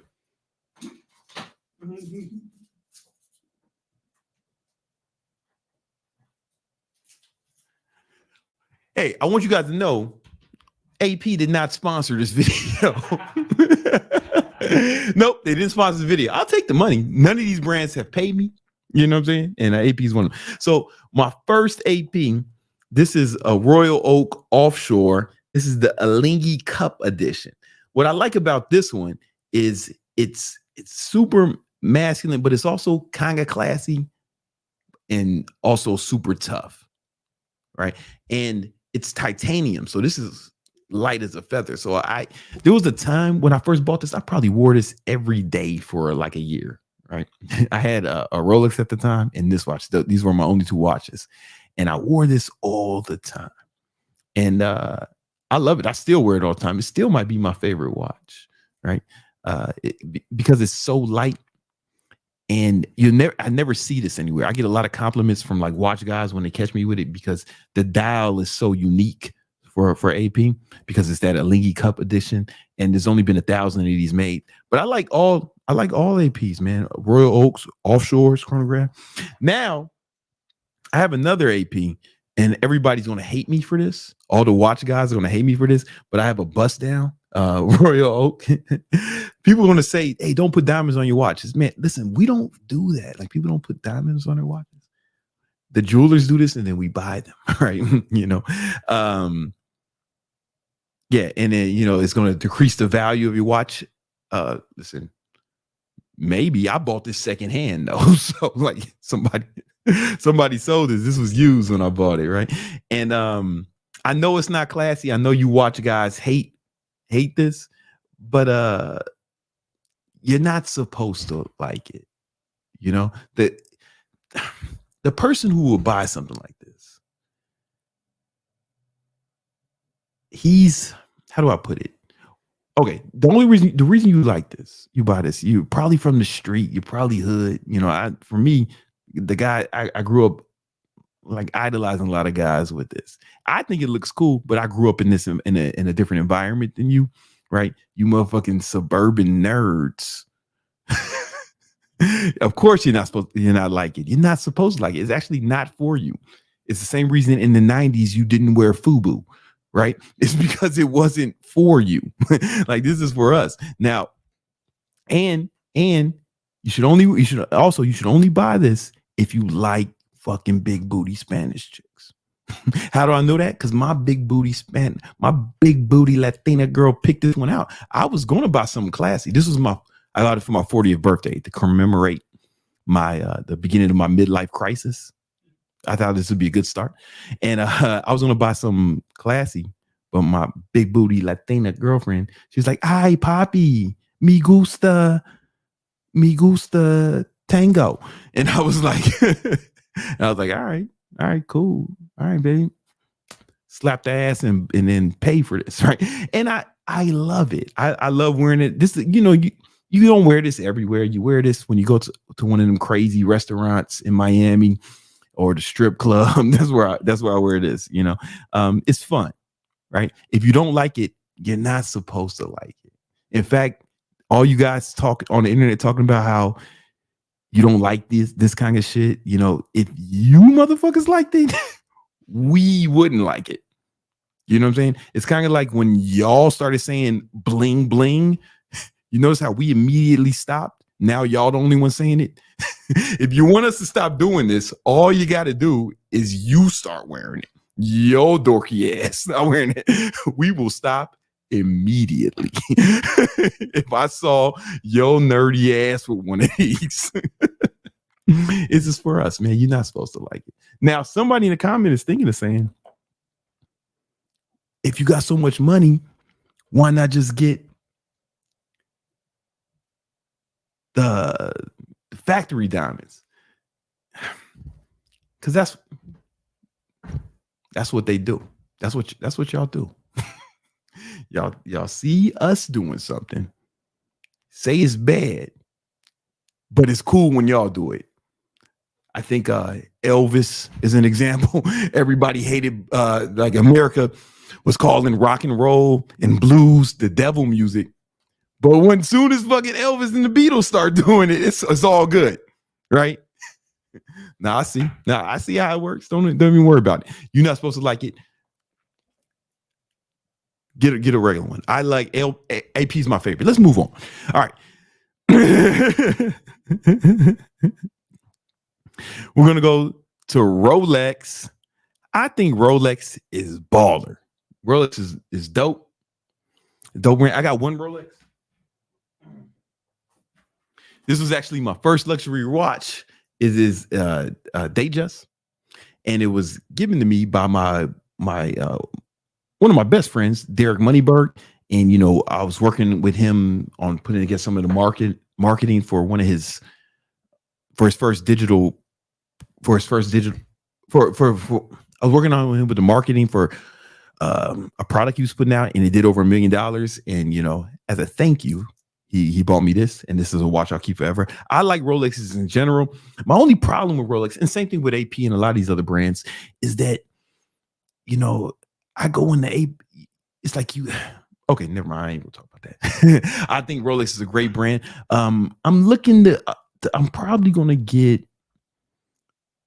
My next Rolex is probably going to be this new Yachtmaster. It's a titanium Yachtmaster. It looks kind of like a regular Submariner, but it's one of Rolex's first titanium watches.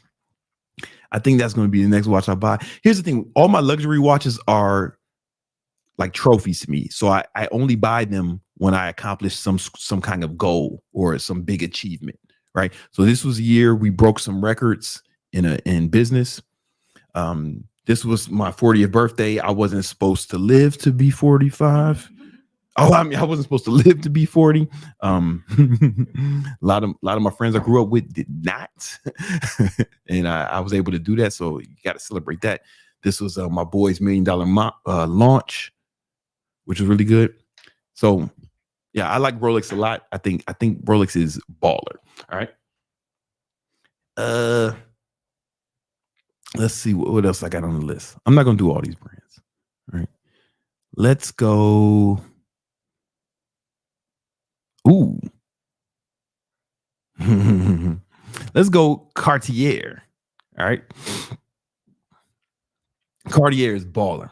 I love Cartier. I love their jewelry. As you can see, I got a bunch of different Cartier bracelets.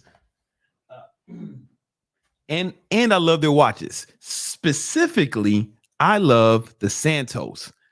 I have two, right? So this one was a 41st birthday gift from one of my business partners, Amber Morningstar. She knew I like these watches. I wear this all the time. Cartier Santos. I love this watch. And then my girlfriend bought me this one. This is a new one. This was just released recently. It's a Santos with a brown dial. It was released recently at Watches and Wonders a few months ago. And my girlfriend knew I liked it, and she went and bought it. This is going to be a hot take, what I'm about to say. I believe, like, these are both entry-level watches, the Datejust and the Santos.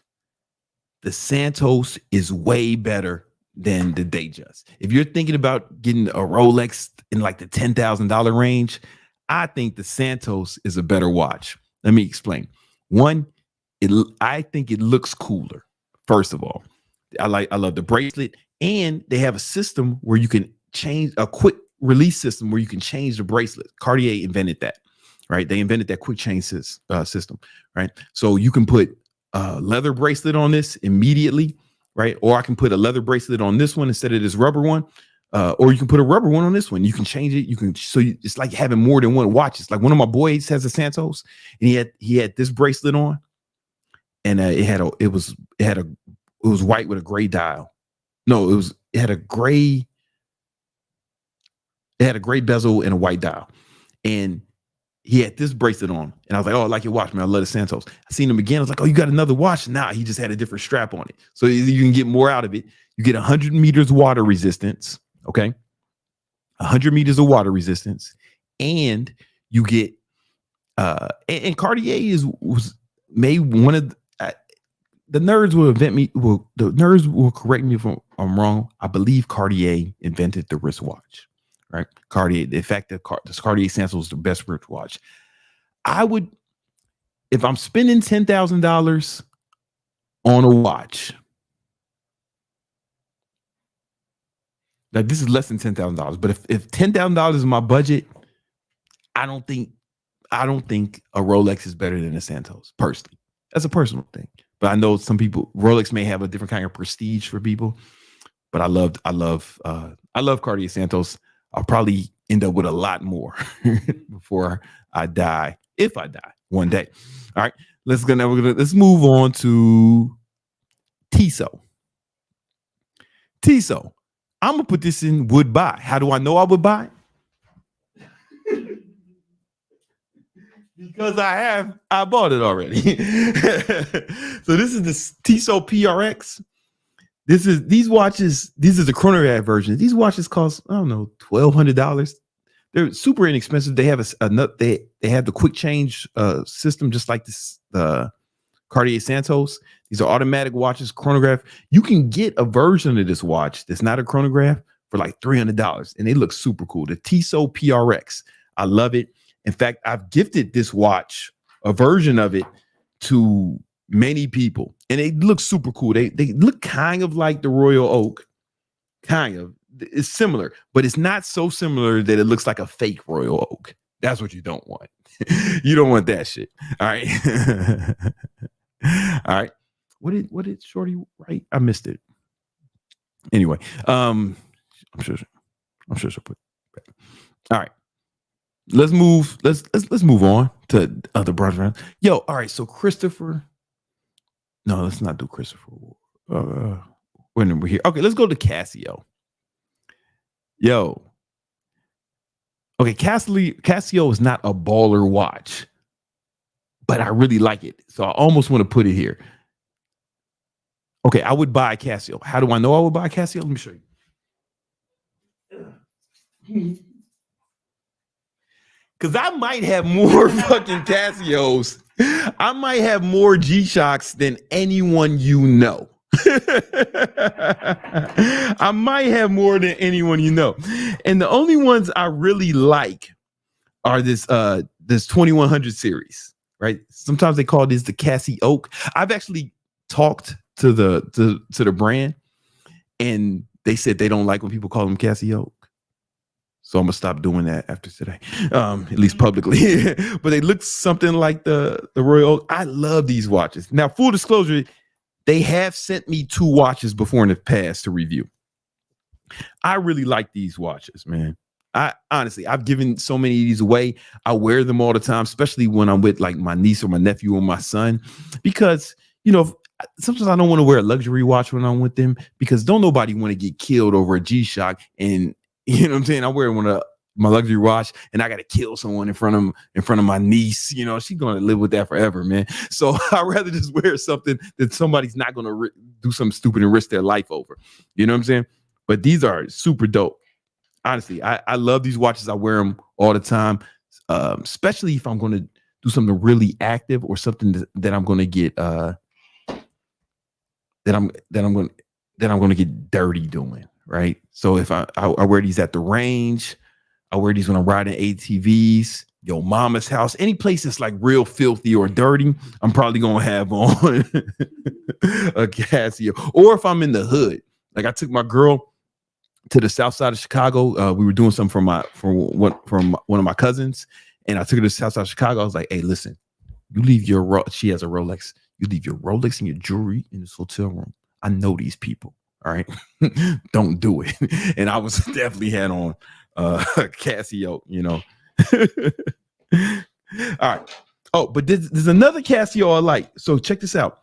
Casio has a brand. It doesn't get a lot of love. It's called the Edifice. And it's like a step up in class from the G-Shock. And man, I love these watches. So this is similar to, this is competitive with the Tissot. Only the difference is this is a quartz movement and it's not an automatic. But I really like these watches, man.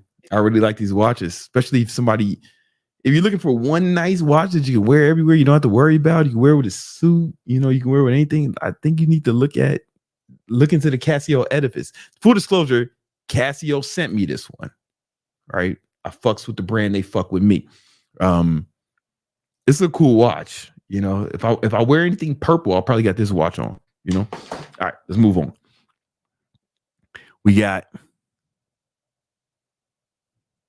Let's go Citizen.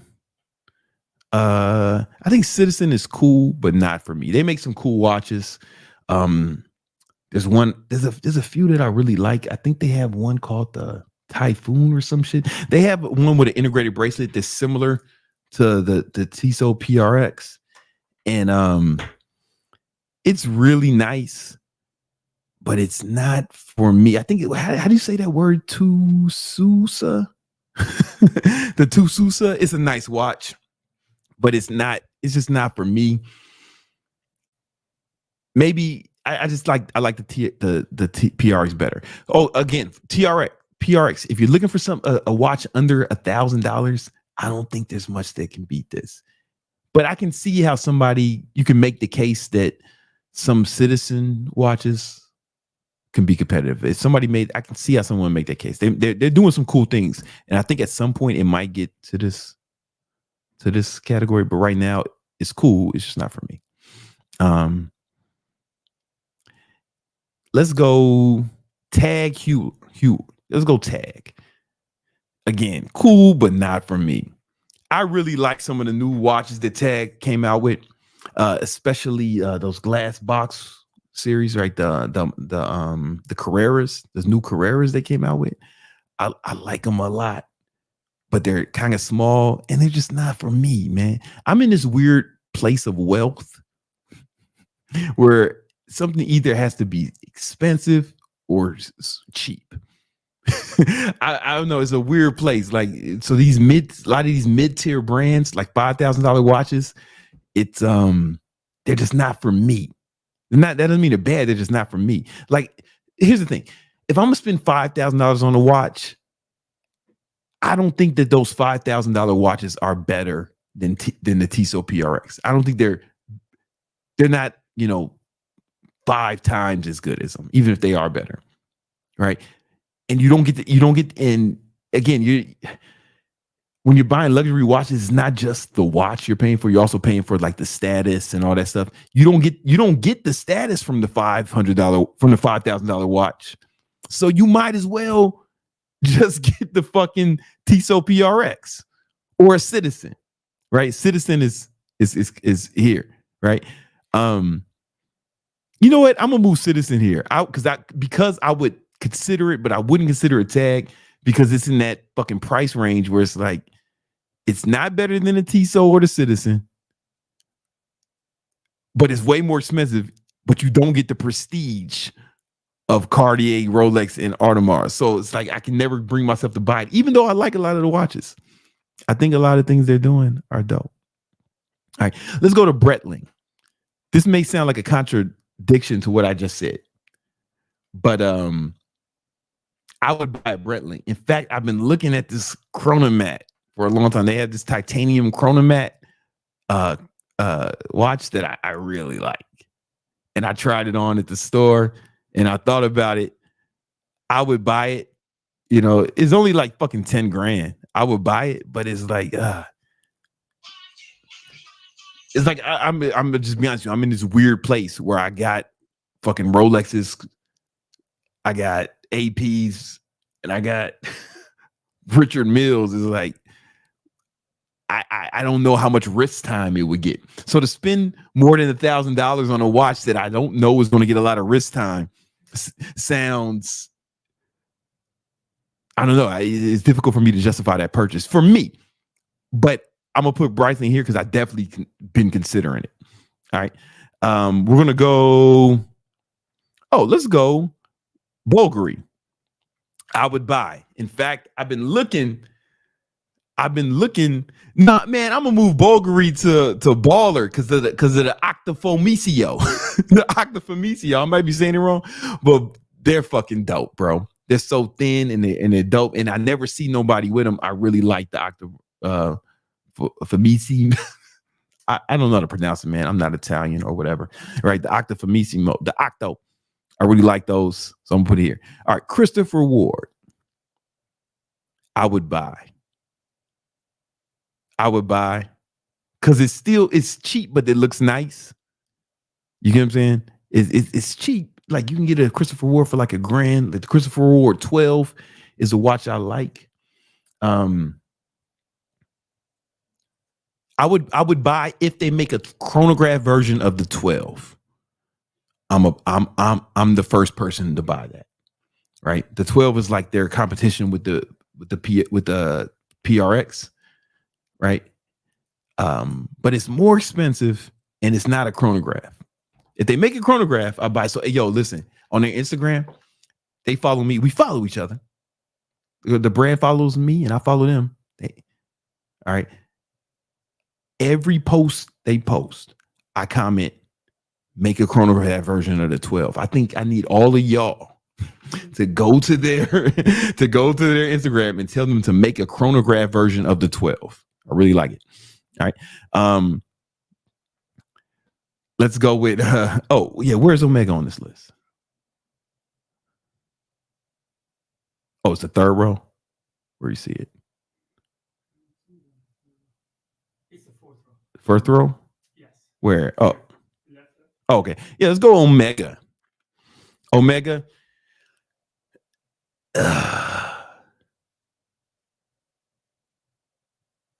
Okay, I'm gonna put it in Baller because I really like the Speedmaster. I mean, the Moon watch, and I would get one of those. I haven't, but I would get one of those. But what I really like is they came out with these.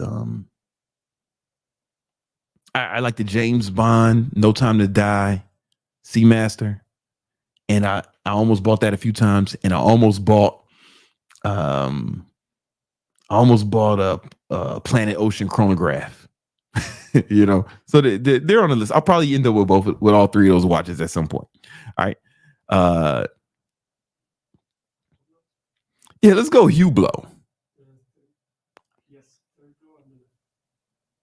Okay, so let me talk to you about Hublot. All right, let me talk to you about Hublot. A lot of people, they get a lot of hate from the watch community, right? I think they make some good looking watches. They're super expensive. But let me tell you the problem with Hublot. That's why I'm putting it here, right? Because I think they make some cool watches, honestly, when I see them. But again, I'm not classy. I think they're cool watches. I would not buy one. Let me tell you what. I don't know what it is, but everybody who's tried to scam me or fuck me over in business has a Hublot, without exception. And I polled some of my friends, and I asked them that question. Like, yeah, yeah, that's happened. I'm not saying if you buy a Hublot, you're a scam artist, but if you are a scam artist, you definitely have or want a Hublot. 100% of them. You know what I'm saying? 100% of the people. If you are a scam artist, you have a Hublot or want one. All right, but just because you have a Hublot doesn't mean you're a scam artist. It just, I think the Big Bang is a good looking watch. I think they get more criticism than they deserve. You know what I'm saying?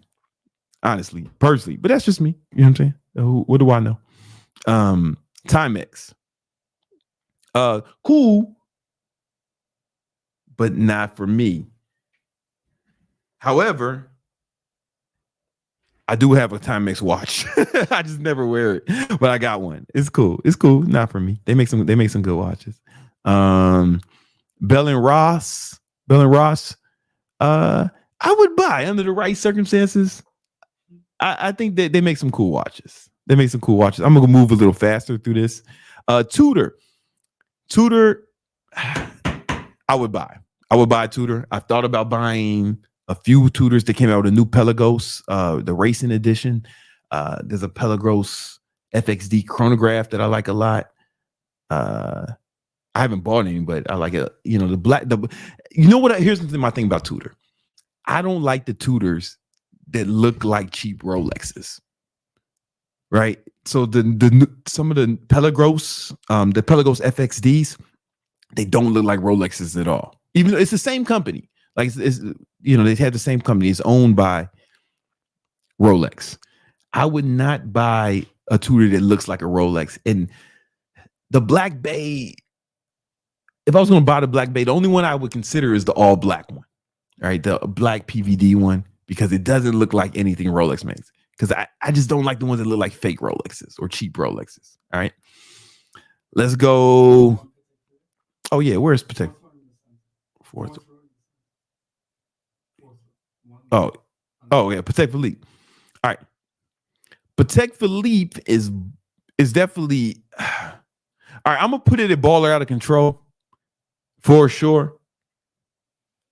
However, I don't see myself buying one. Like, I just don't think it's for me, you know. I don't think it's for me. I like APs better, you know. And my girl though, she wants this purple Aquanaut she saw. She's got expensive taste, and I like the Aquanaut, the Nautilus. Everyone loves it. You know the story of the Nautilus, right? So AP came out with the Royal Oak during what was called the quartz crisis, when Seiko came out with these quartz watches, and it almost put the automatic watch industry out of business, because they were coming out with cheap, more accurate watches using quartz technology. And so AP came out with the Royal Oak, and they started marketing more as luxury items instead of like tools, which they were before that. And the whole watch industry was suffering. They almost went out of business until AP, they hired a dude named Gerald Genta to design the Royal Oak. And it took off. It saved AP, and it's brought the watch industry back to life. And then Patek was like, yo, we need to get in on this shit, right? So they hired Gerald to design a watch for them, and it was called the Nautilus. Here's the thing, man. Here's the thing.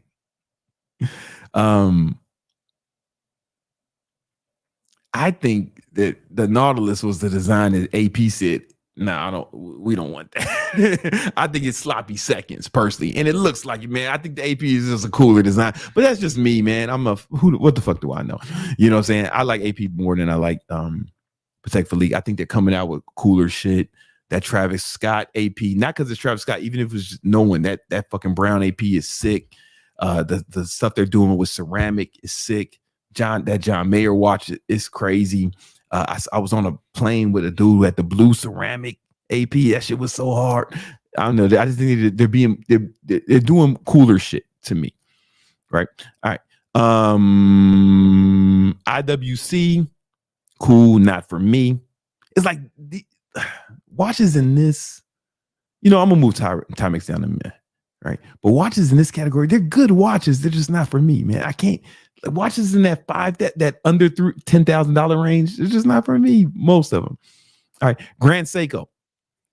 I would buy. I've thought about buying a bunch of different Grand Seikos. I've been in the store all the time, and I just haven't been able to pull the trigger. But there's a lot of them that I like.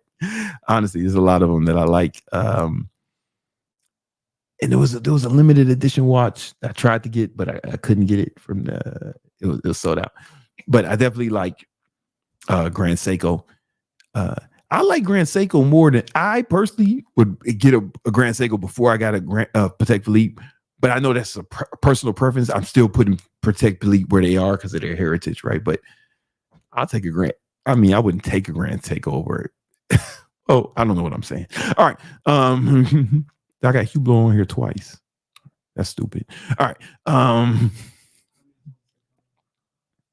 Oh, Hamilton. I would buy.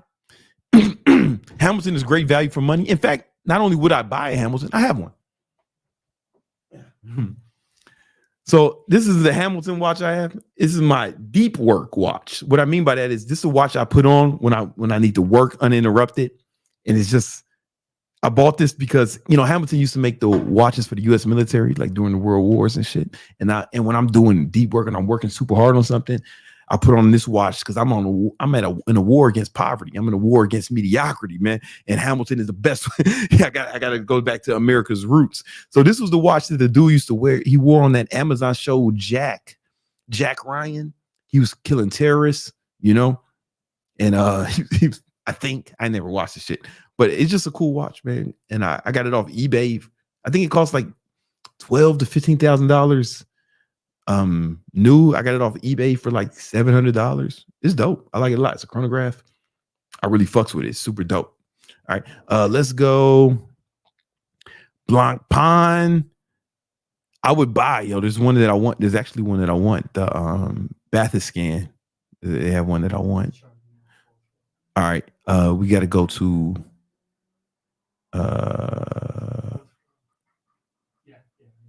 Richard Mille.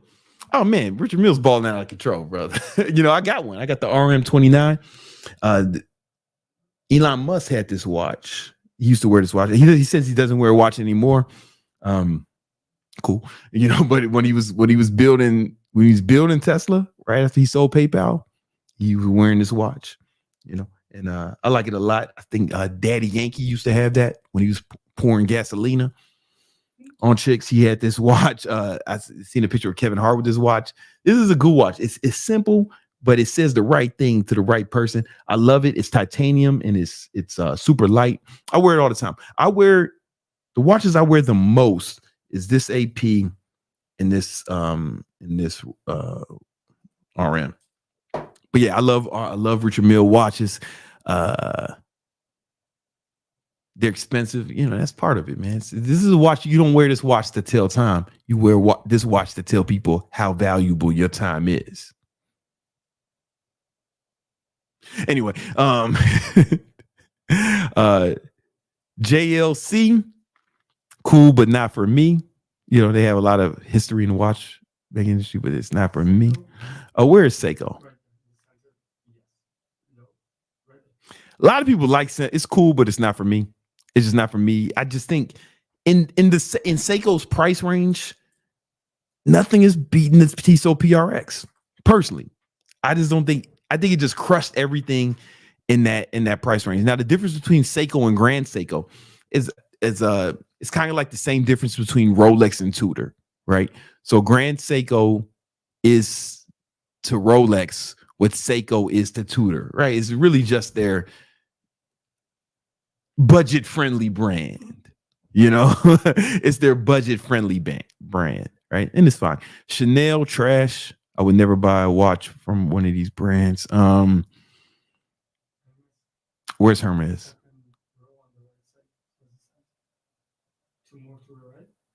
Oh, Hermes. They're doing some cool stuff, but I still got to put it in meh for right now. Belova, cool, but not for me. Long jeans, cool, but not for me. Not at all. Not Montblanc, meh. Right? Yeah. Paget, meh. Where?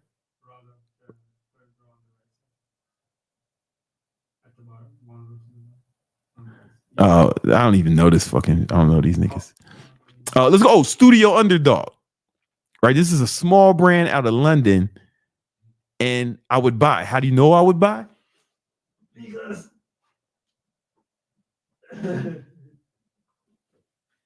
Because I bought them.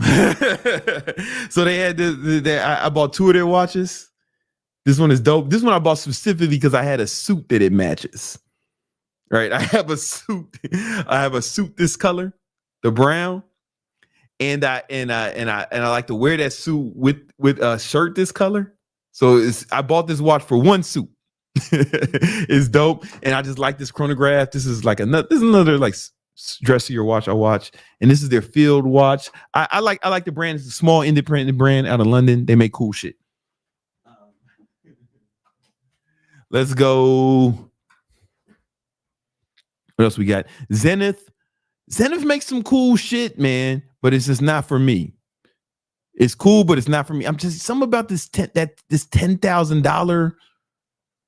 This this $5,000 to $10,000 range. Something about that shit. Seiko doesn't fall in that so much, right? But that something about the $5,000 to $10,000 range is like I just can't justify it over a Citizen or a Seiko, right? Because the brands in that $5,000 to $10,000 range, they're not better enough to justify the price over a Tissot or a Citizen, and they don't give you the same prestige as something else you can get for that same price. Right? Okay. I don't like them way better than the Citizen or Tissot, and I definitely don't like them better than the Cartier, right? And they fall in between there. It's just like I just can't justify the purchases. Where's Swatch? Oh, Swatch. I would buy, especially after saying that. Everybody's like, why? Because I have a bunch of moon swatches, right? So I had the key to moon swatch is you gotta put a different band on this shit. So here's the moon swatch. I put a gray band off Amazon. There's tons of them. Just get a different band, and they look kind of cool, I think. I also have the collaboration Swatch did with Blancpain because they own this company. So this is the diver. I just put a different strap on there. They're kind of cool, man. Honestly, the moon swatch and the Blancpain, if you put a different strap on there, it's fantastic. All right, let's keep moving. FP Journe, cool, but not for me. Okay, I would buy FP Journe. I've seen a few that I like. All right, let's go. I'm not going to do all of these brands because I don't know. Oh, Brew Watches. This is a small brand out of New York, and I would buy it. How do I know I buy it? Because I bought one. Here's one. I bought this one. It's super cool, man. It's a chronograph. It's an integrated bracelet. It's a cool little watch, man. It's a little small on me, so I'll probably end up giving it away, but I like it. I think it's a cool looking watch. Brew, small brand out of I think they're based in Manhattan. All right. What else do I want to say? What else might leave some? Oh, Sin. This is a brand out of Germany. They have a few watches I would buy. I mean, it's cool. I would buy some of their watches. You know what fucks with me is they used to make watches for the German military during World War II. So I don't know if I could do it. It's not so that, but it might not be for me. I don't want to wear the watch Hitler was wearing. I'm not saying he was wearing it, but they used to make it for the German military, and I think it was during World War II. Don't quote me or sue me if I'm wrong. All right. Is there anything else I want? Oh, Vacheron. Yeah, Vacheron. Vacheron is baller. Man, Vacheron is balling out of control. Man, they make some dope watches. I'll probably have an overseas at one point. You know what I'm saying? I'll probably have a overseas at some point. Yeah, Vacheron is balling out of control.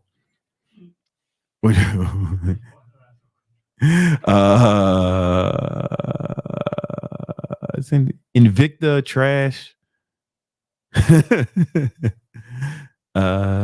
Oris makes some cool watches, but it's not for me. I don't know if I want to talk about it. Oh, Frank Mueller. Yeah. Oh, Frederick Constant. Yo, they make some cool watches, honestly, man. I consider this, right? They're cheap enough where I can consider them, and I think they make some cool watches. Honestly, like what is the name of that one watch they make? It has an integrated bracelet. It's called. Nobody talks about this brand, right? So it's not really known, but they make a really cool watch called the. Yeah, click on that link. So I can tell them the name of it because I forgot. Scroll down. Keep going. It's called the High Life. Yeah, they make a cool watch called the High Life. I like it a lot, man. I like it a lot. All right. I don't think I have to talk about the rest of these. Yeah. Fuck the rest of these brands. I'm not familiar enough with them to talk about it. Oh, Baltic. Okay, Baltic is cool, but not for me. I know them. I'm not familiar enough to talk about it. All right, so this is my list. This is my list of watch brands. You know what I'm saying? If you're on a budget, man, Seiko, look at, if you're on a tight budget, look at the tightest of budgets. Look at Seiko. I'm looking at Casio, I'm sorry, either for the G-Shocks, but yo, don't sleep on the Edifice. Don't sleep on the Edifice line. I'm telling you, man, they don't get a lot of publish, but if you're on a super budget, that if you got a little bit extra money, really check out the Tissot PRX. I don't think there's a better watch under $1,000. In fact, I think that almost all the watches in the $5,000 price range, I would still pick the Tissot PRS over. I love it. Yeah, so I would buy these. You know, I'm thinking about a Breitling. If Christopher Ward makes a chronograph, there's some. I mean, I might buy one of these one day. I considered Tudors, and I have a Hamilton, but these are my favorite. Rolex, Cartier, Bvlgari. I know that might be weird, but yo, the Octafamissimo, I like it a lot. I know I might be saying it wrong, but I really like it. You know, and that's a personal thing. I like Omega, right? But my favorite is Audemars, Richard Mille. Those are my favorite. And I put these up here just because, you know, their reputation precedes themselves. Hey, but you need to learn how to get more money to get these watches. And I have a video to show you exactly how to do that right now. Go check it out. All right. Damn, we got super chats. All right, let's run through them. We have Geek Monster Gaming. What up, homie? Brandon, business been good, man. I love the pressure and hunt since I lost my job. I got to do an estimate for cleaning service on a $5 million house weekly. Any tips on how to go about it?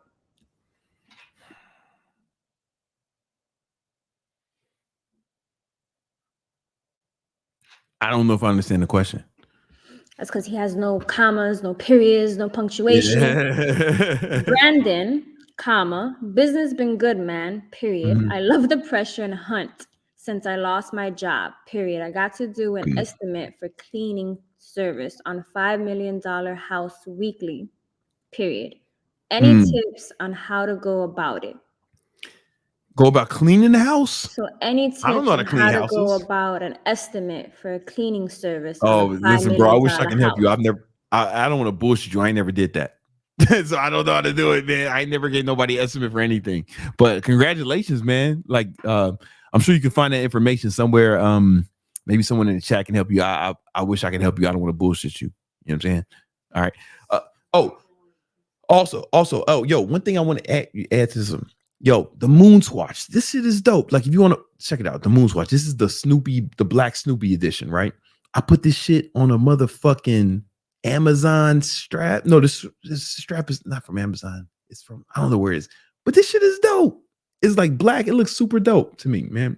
Yo, don't sleep on the Moon. Don't sleep on the Moon Swatch, man. If you put a different strap on it, shit is fire. All right, I'm sorry. Let's keep going.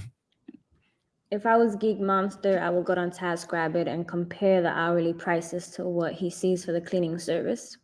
And then, like, okay, and then think about how and extrapolate that to how long it would take for him to clean that house compared for the hourly rate for houses. All right, yeah, that makes sense. Yes, and then he has a follow-up that says, Brandon, how much do you charge for coaching calls, like a 5-minute call? I can call in and you can make a segment. Listen, everything has a price, but that's not something I thought about doing ever. You know what I'm saying? So it's not a service I offer right now. We have El Bezi. I know this is random, but I'm only asking this because you mentioned Fubu. LOL, have you ever wore Carl Manny clothing back in the day? Pac used to wear that. I think he meant to say Carl Kanai, which was the clothing brand in the 90s. And yes, because my sister was dating a dude who worked for the company, and he used to give me a lot of clothes, a lot of crocodile clothes, and he worked for Cross Colors too. So that was another popular brand in the 90s. If you wore them shits in the 90s, you was the man. And I had a bunch of it because my sister's boyfriend, but my mom wouldn't let me wear it to school because she thought I might get robbed. And she was right. She was definitely right. All right, we have 2 questions. Similar questions. We got Mr. Biofex asking, I'm bald too. Do you wax? What do you do? I need tips. And then Geek Monster said, how do you get shaved like that? I'd be having black dots. All right, guys. Well, here's the thing.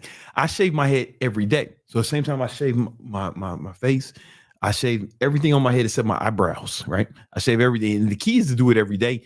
I know some of you might be thinking, oh, but shaving hurts. Listen, it doesn't hurt if you do it every day, right? If I skip a day, it's going to hurt the next day. But I shave every day. And I just use a Gillette. No, not a Gillette Mach 3 razor. They don't pay me. I'll take the money for sure. But a Gillette Mach 3 razor, that's the only one. If you use cheap razors, I cut myself up. And I just shave it every day. First I go all like this. Then I do it again. First I go with the grain, right? And then I do it another time and I go up to the side. And just do it every day. Yeah, shave it from multiple directions. So I probably do 2 shaves. You'll get better with practice. Last but not least, we got I don't wax though. I don't wax. I just be clear. All right, go ahead. Sorry. Last but not least, we got Hamza. Thanks for answering the habit calendar question. All right. No problem, Hasm. All right, guys, this has been another episode of that Victory Talk podcast. Remember, we're doing a free training on the stock market this Wednesday. The link is in the description. It's in the Victory unit, right? Discord. And if you're trying to build your online fitness business, man, if you want some help with that, I got a free resource for you. It's called the 10 Commandments of Online Training to show you how to build your online fitness business, even if you don't have a lot of experience, even if you're not certified.